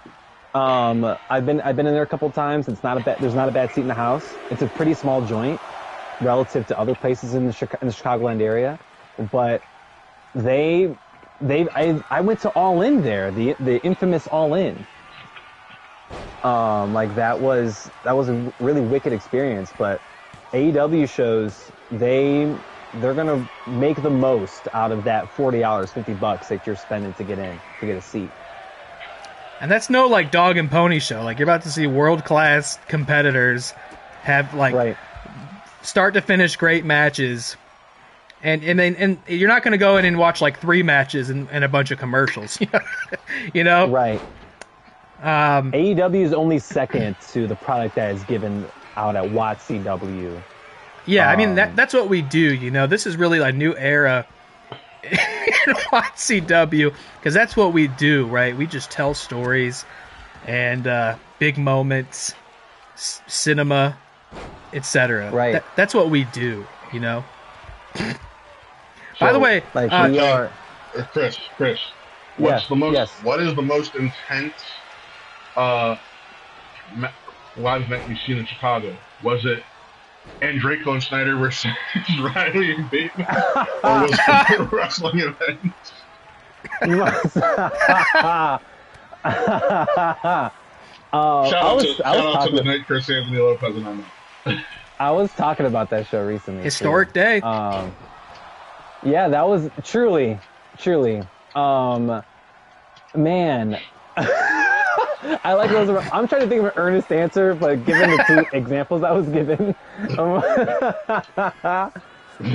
I was in the building when CM Punk returned to professional wrestling, which is Charlotte just tapped. Good shit. Could not hang in there with Damn. Elite Lily Ripley. Look Dude, at that. that costume. I'm not gonna front. That costume, it was hard to look at for Chris, so I just like turned away for a majority of it. But good on Nick. Good on Nick, man. And for Elite Lily Ripley. Big defense for the Sirens, and still women's world champion. She'll enter 2026 with that belt. She'll defend it again at the Real Rumble in January. But she is, and still the champ. By the way, with the draft in mind, I'll give everybody a little pro tip. This is Rhea Ripley wearing a Lily costume. Lily is an actual character you can also draft if you want to have her as a permanent member of your team going Duly forward. noted. She's on the list. You'll see her in the 2K25 list, simply named Lily. Now, her stats aren't as good as Elite Lily Ripley, to be fair, but she's there, just letting you know. Feature says, have you guys ever been the men's world champion? It feels pretty okay. Oh yeah. You know Absolutely. what? Matt Thomas specifically has been the men's world champion at one point in time. He was the inaugural men's world champion. Until he lost it to, does anybody remember? Any other historical scholars here? Oh shit. Who'd he lose it to? Nacho Libre. No, Was it it wasn't. Nacho? It wasn't Nacho. No. That's what you would think. It was actually. It's often forgotten that he is a former champ. He was defeated by John Cena for the title. Oh. And then John Cena lost that to Nacho for his first ever men's world title reign. Wow. Excuse you. And that's your WATCW history lesson From goat today. to goat, you know? Featured guest Shug. I believe Shug defeated Walter White to win his first ever world championship. Dude, what the WATCW men's world title lineage is genuinely chaotic as fuck. And I think Shug lost it right back to Walter White. And I think Walter White then lost it to Nacho, if I remember correctly. This shit matters to me. And now we're in a Those are place. some crazy streams. Now we're in a place we're not used to being, which is we're outside of the match screen because I couldn't just book this main event in Universe mode because I didn't know who's going to be in it. So we're going to have to back out, and we're going to have to go into the exhibition screen and actually book this live on air. Hell yeah. Which is concerning because Give me the pen. I've encountered a bug with the exhibition mode in this game where booking a match sometimes crashes the game. So I'm just going to warn you that might In the happen. meantime, I'm going to take this as the literal piss break. BRB. It's a good time to go. But unless you're in the crowd, do stick around. I remember in 2K22 when I had to do this, the viewers number would always go down whenever I had to back out and do this. Don't leave. All right, first we got to fix our title management out here in exhibition mode because I want to make sure everybody comes out with the right belts here. So Mr. X is not People's Champion. It's Nacho Libre. So we got to put that in there. Metarract still the champs. John Cena, not anymore. It's Hank Hill. Did you see that, man? Hank Hill is the Twitch champion. Yeah, I saw most of. We got Austin as the world champ. I just want to fix this for the sake of the entrances, you know. All these fucking sword people. Give me a break. Stone Cold, Rhea. Here we go. Okay, I think everything looks correct here. Kevin's got the Christmas belt. Let's get in there and book it, brother. It's time for your main event, the titular fight before / after Christmas. Here we go. So I wrote it all down here in my notes app to make sure I didn't fuck this up like at tinfoil. We got the fight. Look at all these custom matches. Exploding Hammers 3-on-1. Where is it? The fight before Christmas. Okay. If the stream ends unceremoniously here, it's because the game crashed, and I'll be right back. Let's hope it doesn't happen. Here we go. Okay, I think we're good. If we make it to this screen, I think we're good. So let's get in here. We got Kevin McAllister, right? The defending champ. I think I like a tire 2 better on him. We have The Fiend. We've got Charlotte Flair, who just lost that title match, but will get to come back anyway. Charlotte Flair 19. We got the new men's world champion, Stone Cold Steve Austin. What'd you say? Sorry, I decided to reminisce, and found back at the video, and I found young Chris and Matt, and it's just so funny. Chris The wearing Schmodown? Indiana, in his Indiana State. And there's a young Toby who doesn't like to reply to any messages someone sends him, even if it's a congratulations. Shout out to Happy Mr. Sunday. And we got Callum. Callum Drift is in this match. Oh, but wait a minute. Here's something very interesting. Because as it turns out, you could book a 6-man, you could book an 8-man, but you can't book a 7-man. Which means somebody else has to be added to this fight before Christmas match. Who could it be? Oh, he's putting Cody House in. No. It's the Christmas season. It's gotta be Waddy Claus. The 30 overall. Oh, joy. It's gotta be good old Waddy Claus. It may be after Christmas, but Waddy Claus is coming back to give you one last gift. Here we go. It says we're in Chattanooga. No, we're not. We're in Chicago.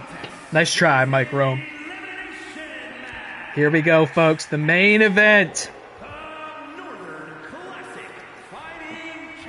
The Northern Classic Fighting Championship, otherwise known as the Fight Before Christmas title. We've seen all of these entrances before already, but I'm going to let them play out anyways. It's the last match of the night. It's only 8 o'clock. That's no problem. We definitely went later than I thought we would. We're past the 3-hour mark. Holy smokes, what a show. Good thing I had that energy drink. If this was a regular stream, it'd be like 1 in the morning right now. And I'd be in a way different train of thought. Looks like Dilly's up. He's Featured, answer in the chat. Are you home right now or no? Yeah, are you home? Where are you? All right, Daddy's back when I miss. Daddy's in the main event. We just got started here. Daddy's in the main event. And the pink and black, dude? Oh, I'd buy that shirt in a heartbeat. Looks like Dilly's up live doing Escape from Duckov. Maybe we have to raid him at the end here. Yep. We're gonna raid DillyTodds or we're gonna raid AEW. Can you do that on here? You can just raid a pay-per-view? We're gonna the streamers, the stream viewers are gonna go to DillyTodds. WATCW itself will raid AEW. Oh shit!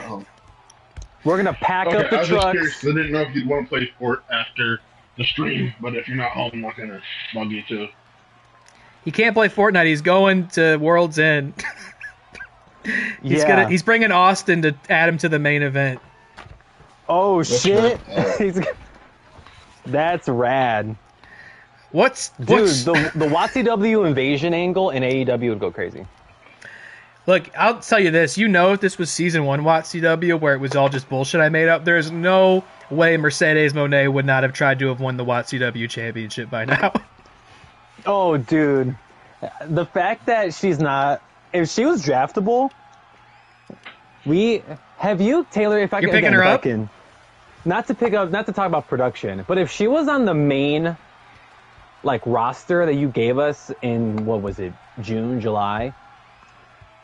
she definitely would have been in consideration for the Heartbreakers.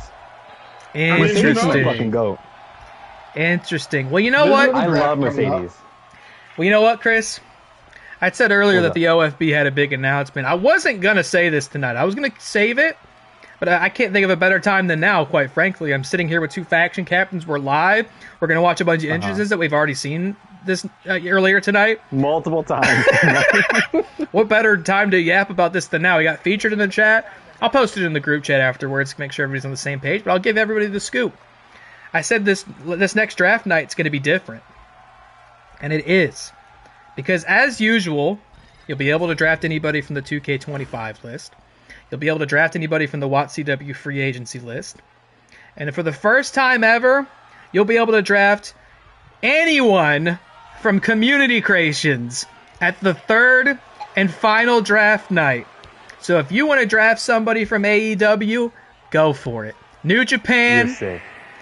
Ring of Honor, CMLL, AAA. Maybe you don't want to draft a wrestler at all. Maybe you want to draft your favorite Marvel character. Maybe you want to draft Tony Everyone's Hawk. favorite house, the Hufflepuff. If I want to draft Cedric Diggory, I could. You can draft anyone you want at draft night number 3. This is your chance to build the final team that will take you to the top of the board of the Fantasy Faction War. This is the team you will have for the rest of the season, so it's going to be the perfect team that you want. So if it should include the CEO Mercedes Monet, it could. Oh, man. Mic drop from the OFB. Oh, man. Holy Start shit. thinking about your draft. All I'm going to say now, my official statement to that, I love my team and its members. Period. That's all I'll say. That's the only public comment I'll make about Draft Night 3 coming up. He said everything is okay. Chris doesn't know what he's going into the draft. Like I Chris is said, like, I have my plan. Draft Night, I love my team and the members in it. Here comes Stone That's all Cold. I'll say. First time with the men's championship. He's giving you the bird. He Nobody just gives a won shit it. about this. He just won it. It's still got the Heritage Heartbreakers side plates on it. And he could walk out No, of all the here. Chicagoans are booing right now. They're Boo. fucking pissed. They're already leaving to go to World's End. Only because the hometown hero's face and his chosen champion is not the champ right now. Boo. Though it's not over for Nacho. He's got one last Oh, just wait. match. The reception Nacho's about to get is going to be insane. Nacho's about to get a fucking Sami Zayn in Montreal type pop. He's about to get a CM Punk in Chicago pop right now. Feature got to add during my big announcement, so I gotta say it again. I'll say it briefly this time. Featured, you can draft anybody you want from Community Creations at the third draft, which basically means you could draft anybody in the world that you can conceive of for the Didn't you most part. tell me, however, you're still gonna normalize their stats? Yeah. So if I download somebody and they have an overall 100, we're not going to let that float. But if they have an overall, 72, we'll boost that up too. We'll put them on the right overall relative to their division. You know what I mean? We'll keep it fair and square. So it's all just about who you want. I don't want you to worry about the stats. Who do you want? And we'll get them for you for the most part. Now, if you have somebody who you're like, I don't know if they'll even be in Community Creations, let me know ahead of time so we can find out. And if it's somebody I got to make from scratch, I may be willing to, I may not. So there's a lot of maybes here. So Fair. I typically like for the drafts to be a surprise to even me, but if people are going to go Community Creations, I might ask that they just run it by me first so we can make sure everything looks good.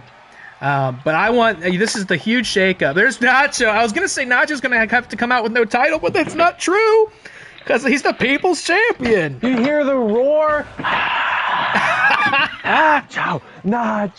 I just hear Matt Fireworks. fucking pyro, around with pyro, boxes. pyro. Yo, we're out here. Still with the Seaman Demon front plate. We got to get that fixed in the back. It's okay. We show respect to the other captains. I want them to be represented still on my championship. Absolutely. On his The side championship. plates, honestly, Taylor, I want to tell you this now. I spoke to Nacho in the back. We love the plates on there as they stand. You wanted to stay Keep 'em. saying Seaman Demon and Righteous Cowboys? Fuck that. Put my name on that shit. Absolutely. It's like, no way you want that to be happening. Nacho and I, two real Mexicans, we want to be represented on that belt. Put us So on. true. It's got to be said. Look, Nacho just lost a title, and he comes out here and still has a title. I mean, who else can do it like that? That's goated behavior. Look, yeah, Roman Reigns. I totally was buying into the narrative that Roman was going to be a dual holiday champ tonight. He's not even in this match. Callum Drift's about to said come it, out. and I was like, fuck, that'd be such a good narrative to run. That he's fucking King Holiday. Yeah, now it's potentially Callum Drift. What's fucking? Is Callum getting the last entrance too? No, Kevin's got the last one. Oh, okay. Don't forget that'd Kevin. be insane. Here comes Callum again, Finally found a message. who shocked the world by defeating Roman Reigns earlier tonight. The only holiday legend to make it to the FBC, apart from defending champion Kevin McAllister. Oh, man. Kevin, who won, I'll remind everybody, won that title in Season 1 against names like Santa Claus, Krampus, Buddy the Elf, John McClane, Turbo Man, Jack Frost. Hey, dude, these are goats, dude. The goated across the board. Kevin outlasted them all to make it here to Season 2, to connect the dots. And, by the way, win or lose, now that you understand the rules of Draft Night 3, you can bring Kevin McAllister on board if you want. You can make him a full-fledged member. He might Callum Drift? or Callum Drift. They might Well, bring you that could- I mean, he won't be Christmas title to draftable, you. but he won't be draftable. Why wouldn't he but be draftable? So this is a variation of Dwayne the Rock Johnson. No, it's That's Callum not The Drift. That's Callum Drift. Taylor, what you said is any version of the character, even if it. So don't. That's just- not no. The Rock. It's not The Rock. That's it's Callum Drift. Drift. We've established this. It's a good point, though. I see what you're cooking. Just because they look alike does not mean they're the same person. It's a good point. No doubles. So on the third draft. So let's just say, for example, again, let's say somebody drafts John Moxley. Well, you can then not draft Dean Ambrose. Do you hear me? Hear me, brother? But if you want to draft Callum Drift Yeah. or the Scorpion King, Yeah. that feels to me like a different thing. I don't know. Maybe no. You said Black Adam couldn't be drafted, and if it was The Rock, so don't even pull that one. Did I say that? Is it in writing? Yep. You said that on the first stream. We can go back and find it if you want. Well, sounds like a bunch of tinfoil to me. You know, amendments can be made. Look at this Rules are lineup. meant to be broken.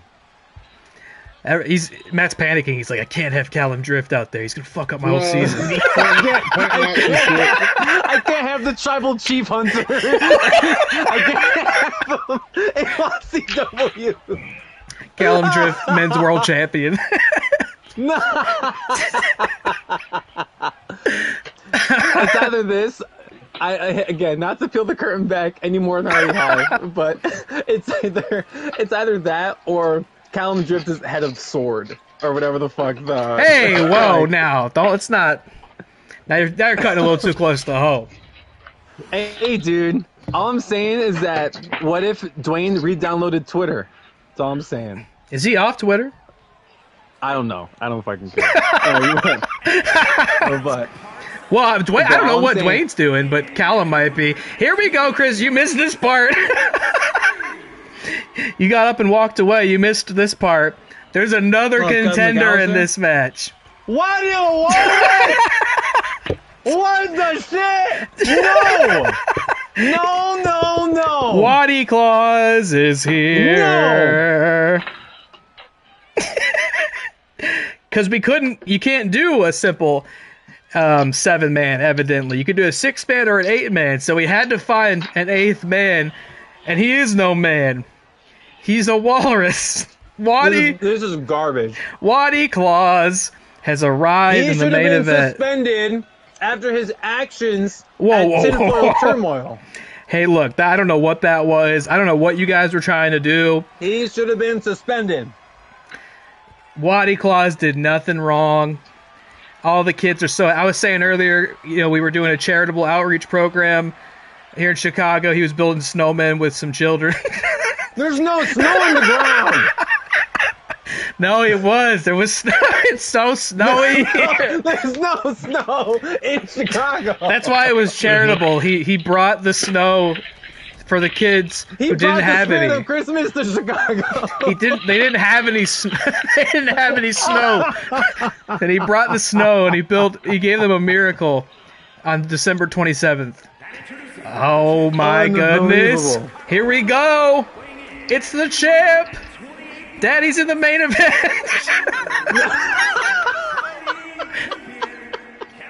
Daddy's in the main event. Kevin McAllister. And it surprisingly kind of looks like Macaulay Culkin. Well, that's not Macaulay Culkin. That's Kevin McAllister. Oh, right. We got to start differentiating these so I can draft Callum Turner or Callum Drift. Fuck. Yeah, So I can draft and then so Callum somebody Drift. can draft Macaulay Culkin if they want. Right. He gets big pops. You might want him. Yeah, dude. Wrestling Would it fans be love Fallout Macaulay Culkin? Huh? Would it be Macaulay Culkin from Fallout? Is he playing himself in shit. Fallout? Yeah, No. he is. Then Is he playing no. himself? No, I just mean like the Macaulay Culkin you bring in. Would it Oh, be no, the- he's acting in it. Right, yeah. I thought you meant he's playing himself. I'm like, do I gotta watch No. Fallout? What the fuck? Here we go. The Fight Before Christmas Championship. Last time, the first Fight Before Christmas, there wasn't even a title. Like, there wasn't a belt. I couldn't even imagine a time where we would have needed one. But this year, we wanted to make sure Kevin could come out with the title. Many people!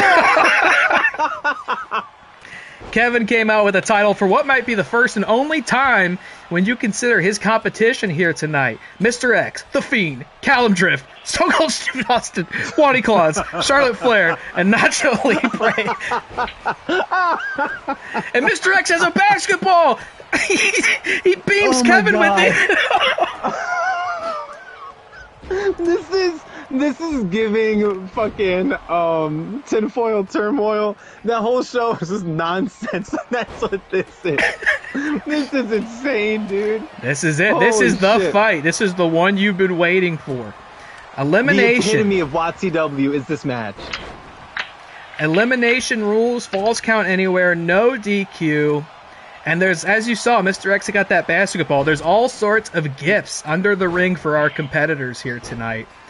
What will they unwrap when they go under there? What will they find waiting for them here in Chicago in our main event? Unreal. Mr. X going for the first Elim and Nacho. Kevin outlasted a lot of big competitors in Season 1 to make it here. He'll have to do the same thing. He'll have to defy the odds. Looks like somebody unwrapped a hockey stick out there, and it's cold. All the snow, Waddy brought all the snow with him. It is cold out here. We blasted Chicago with snow, and he built it. Everybody loves Waddy. He just is the face that runs the place. Everybody can't wait to see him. The Waddy merchandise flying off the shelves. Yeah, at the Can we have a merchandise Waddy booth. retirement match? Waddy retirement match? Yep. I got dibs. It's Chris Anthony Lopez versus Waddy the Walrus. I thought you'd be. Hear me out. Hear me out. Every manager comes up with their own mascot for the league. You're killing me. And then winning manager gets for winning sorry, I'm working on this. Go ahead, get it out. This way. Get it out so I can shoot it down. I gotta change the camera angle on this because once again it's clipping through the walls of the what's this place called again, Chris? The Rosemont Theater. Thank you. Obviously I knew that. Oh my god, it's just as bad over here. What the hell? X going for the Elam on Charlotte. She kicks out. Okay, this angle might work better. Sister Abigail on Kevin on the outside. And now it's X and Y. I thought you guys would be clamoring for the opportunity to draft Waddy. Oh boy, were you mistaken. I don't know. I can see Nick going for him. Maybe Shug. I don't know. I don't know if Waddy's on the list. Waddy might be the only exception. You gave us the epitome of when we don't like booking, this is who we can hate. Why would you? He's done nothing but represent our league. I mean, the kids love him. Families flock to him. No, they don't. I think it's worth saying. Yeah, I don't think Waddy will be on the draft list. I don't think I trust any of you guys. Because he's a Taylor Cleek guy. I don't think I trust any of you guys with Waddy. I see what happens at tinfoil turmoil when somebody else is in charge. I don't like what you guys are doing to him. He did that to himself. You guys like RVD and Dude Love into the arena. Oh my God, hockey stick. They just happen to be hanging out at the Cowboy Cafe. We've established it. No elims yet. Stone Cold going for one on Callum on the outside. Callum's out! Whoa! I didn't even see what happened there. Just that he pinned him. Stock fell so far. Callum is out. So, I mean, so simply, it makes me wonder how he even got here in the first place. Red 2 canceled once again as he limps up the ramp and out of our hearts. This is the part where I say I gave a stat boost. I played a captain's card to give a stat boost to Callum Turner. Drift. But then it also took the boost off for this match. Yeah, it was only one match boost. Definitely a thing I can do. Boost. Let it be known, Callum was eliminated before Waddy. Let that be known. Waddy's still in this. It's not going to help Waddy's draft stock. I promise you. I played a card that made Waddy have 200 overall. Oh shit! What is this camera? Oh my God! I have to keep switching the camera. This camera's crazy. It was not designed to like go that far out in this arena. Somebody else just got eliminated. Mr. X just eliminated Charlotte Flair. Oh shit! They're going out quick here all of a sudden. Each domino spawn. Waddy lasted longer than Charlotte. Championship match. Waddy outlasted Callum and Charlotte. Waddy's going to win. If Waddy wins, the amount of tinfoil I'll send to your house is kind of crazy. Mac can vouch. What is Waddy's overall? 30. He's got a 30 overall. So if he wins, it's an act of God. Well, Mr. X might fucking murder him right now. Mr. X going for the pin. Did he do enough damage? Waddy kicked out of two. Waddy, let's go! Let the record show Taylor's joy with Waddy is incredible. He never had this joy for WrestleHub. It's all our joy. It's all our joy. Nacho hooks the leg on X, and Mr. X has been eliminated. Let's go! Waddy's still in there. Outlasted 3 people. Waddy's still there. People are going to forget Waddy's there. Stunner to Nacho!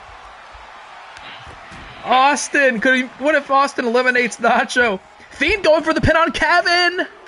Kevin kicks out. Still in there. Now Austin's pinning Nacho. Did he waste too much time?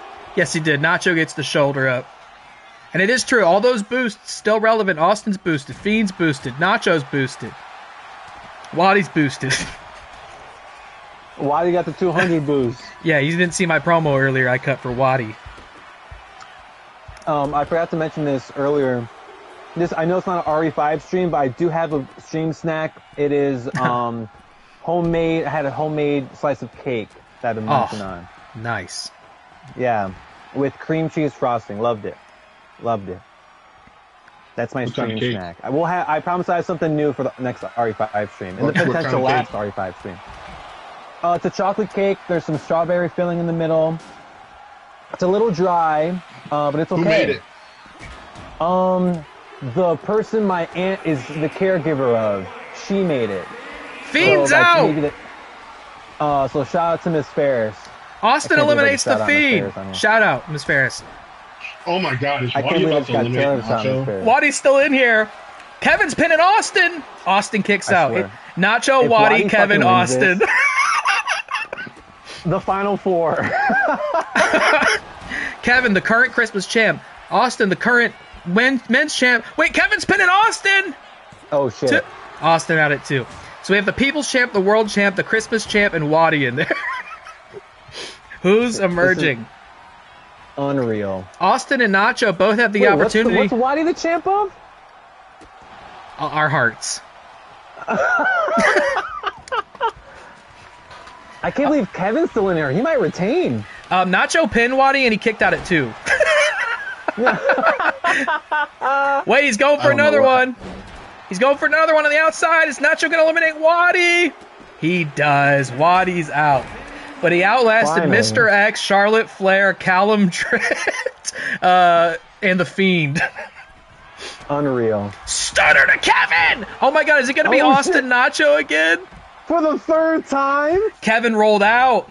And now it is Austin and Nacho in there. Nacho rolls up Austin. Is he going to steal it?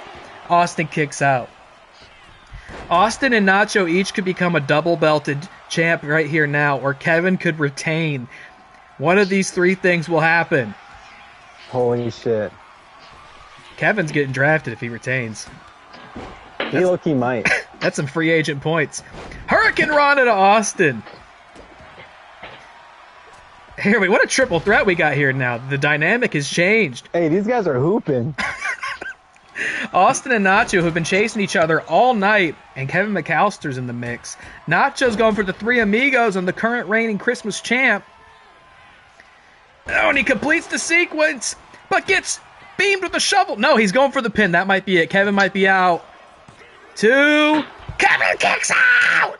Wow! Hey, isn't Kevin McAllister from Chicago? Yeah! The hometown hero! He also got a big pop. Huge pop. When he kicked out at 2.9, the place lost it. People are flipping, they're throwing their chairs, they're didn't even- fucking, it's a whole thing. Spear to Austin! I didn't even do that on purpose. That's crazy. Hooks the leg on Austin. Is Nacho getting his revenge? Is he getting his receipt? Austin kicked out! Ah! This is crazy. No way you're tuning out for AEW right now. You gotta check this out. Literally on the broadcast at World's End, they're like, guys, turn it on to What Real on Twitch. There's a hooper. There's a hooper right now. Oh, Nacho lariat to Kevin! Is that enough? New champ tonight. Is Kevin Go out? home! Kevin kicked out! Oh my god! Spear to Austin! Spear to Austin! Is Stone Cold out? The ref is vibrating! Austin's been eliminated! Let's go! It's Kevin and Nacho! Let's go! Just as God intended! Heritage Heartbreakers, the Chicago natives. Kevin the Chicago native. Literally, everyone's getting cheered for every punch. Yeah! Yeah! Yeah! Everyone's on their feet. And this is on the outside. A decision can happen out there. Pin or submission, totally legal at ringside. There's all sorts of weapons everywhere. Guitars, hockey sticks, basketballs, giant lollipops. Oh, Kevin was looking for a big move there. Nacho countered it. Man, imagine the advantage it would bring if Nacho pulled this off for the Heartbreakers. Meanwhile, if Kevin defends this title, he almost certainly is going to become a Season 2 mainstay in that 3rd draft. I would have to think. People are going to want him on their team. Oh, no, I can't voice chat with Matt Thomas due to a network error. Chris, can you hear me? Oh, okay. Yes, I can. Okay. It's doing the thing to Matt. The app's going wild, brother. okay. Oh, he smashes a guitar over Kevin. I mean, you just got to go for it at this point. These two have felt so much punishment. You just got to go for it. You can't waste And this is time. Nacho's third match? Third match? No, this is his 4th. This is 4th match. Quadruple booked. Becky Lynch could never. Right, not booked Becky. Matt, are you in a car? He's driving to the arena, brother. He's going to No. World's End. No wonder I couldn't let my parents' dogs out. All right, you let the dogs out. Staying silent, but also trying to. Yeah, I can still listen. I'm letting the dogs out. Understood. Holy shit. Matt's gone mobile. WATCW on the road. Matt's gone mobile. Whoa! I don't even know what Nacho calls that move, but he hits it on the outside. He's calling for the end. Kevin is stunned. Could this be it right here? Oh shit! Spear! Spear! He spears Kevin! Hooks the leg on the outside. Totally legal. Is Nacho the champ? Has he done it? In Chicago, yes he has! Christmas forever! Nacho Libre is the fight before Christmas champion. Look at this. Christmas forever! Double belted. And the Chicago crowd is split. They're not sure. They didn't like Kevin going down like that. But if it was going to happen, it had to happen to a heartbreaker. It's the only thing keeping this theater together. The Rosemont, obviously. The Rosemont Theater. Everyone's on their feet at World's End. They're like, Nacho just won! Nacho just won! Yes! Yes! Yes! Everyone's going crazy! Nacho Libre. To the top of the Willis Tower. He became a double champion, then wasn't, and one match later is again. Unbelievable.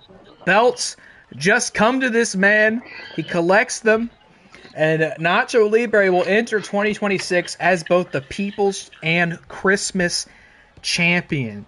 What an interesting sort of yin and yang is happening here between him and Roman, who's the Halloween champion, a former People's champion, a former world champion. It's like you can just feel it kind of almost cooking towards another confrontation between these two. It's almost inevitable. But for now... Hey, hear me out. Hear me out. Whoa, it's the ghost of Christmas past. Uh-oh. Hello? Let there be a one-on-one holiday match. Roman v. Nacho. If all parties agree to that, I'll maybe entertain it. But we don't need to my client. No need to figure that out Chris now. Is scared. Got it. Chris is scared. I have to speak to my client. He's still in the ring. Okay. You know. He's a grown-ass man. We're still celebrating. Old style is being thrown into the ring. Like, we are going fucking nuts in Chicago. Malort shots are all in the back. We're going crazy. We're going wicked. Catering has hot dogs and deep dish and tavern-style pizza. We're cooking, dog. Rosemont, stand up. Shot down, stand up. After parties in Pilsen. Let's run it. We're rocking. I heard Nacho had a front row seat to World's End. After party at Barney's Beanery. I heard Nacho had a front row seat at World's End. He's going to have both the belts on camera side the whole time. Oh, shit. And it's me next to him, like, grinning hard as fuck. In the $1 billion suit. The $1 billion man, Chris Anthony Lopez. What is this? I got tagged. What is this? I got tagged in something. You got tagged in it too. What is this? Hold on. What is this? The sword. Oh, great. Merry belated Xmas. Were you good or bad this year? Your present is here. Come unwrap it. X marks the spot. Wait a minute. That's just in the character creator of this game. There's a video of it. The hell? Wait, I can just go in there and unmask him myself? Is that what that means? Is that what this means? I never even thought of that. I never thought that they would... I've never seen them, like, in the game. I could just pull them up in the character creator? That's what this sounds like. Hold on. No shot. They've been counting... They're all here! They're all just sitting here. Shit. Wait a minute. I could just go and unmask him myself? Obviously, I'm going to do that. I'm going to do that right now. Yeah, do it. Here he is. This is the one, too. I can tell. This is the one that hit me at Birthday Bash. This is the one. This is the leader. Go down the mat. Here it is. I could just take the mask off right now. Yeah, dude, honestly, Taylor, are you ready for this? Let's take it off. What? The leader of the sword is King fucking Moose? What? I gotta get out of here. I gotta call somebody. I'm sorry, I can't go to AEW. King Moose is leader. Hey, we gotta call somebody. I gotta go. Oh shit. King Moose. If you hear King Moose is in the sword, get them down there. Get them down there. Take care of this right now. We gotta go.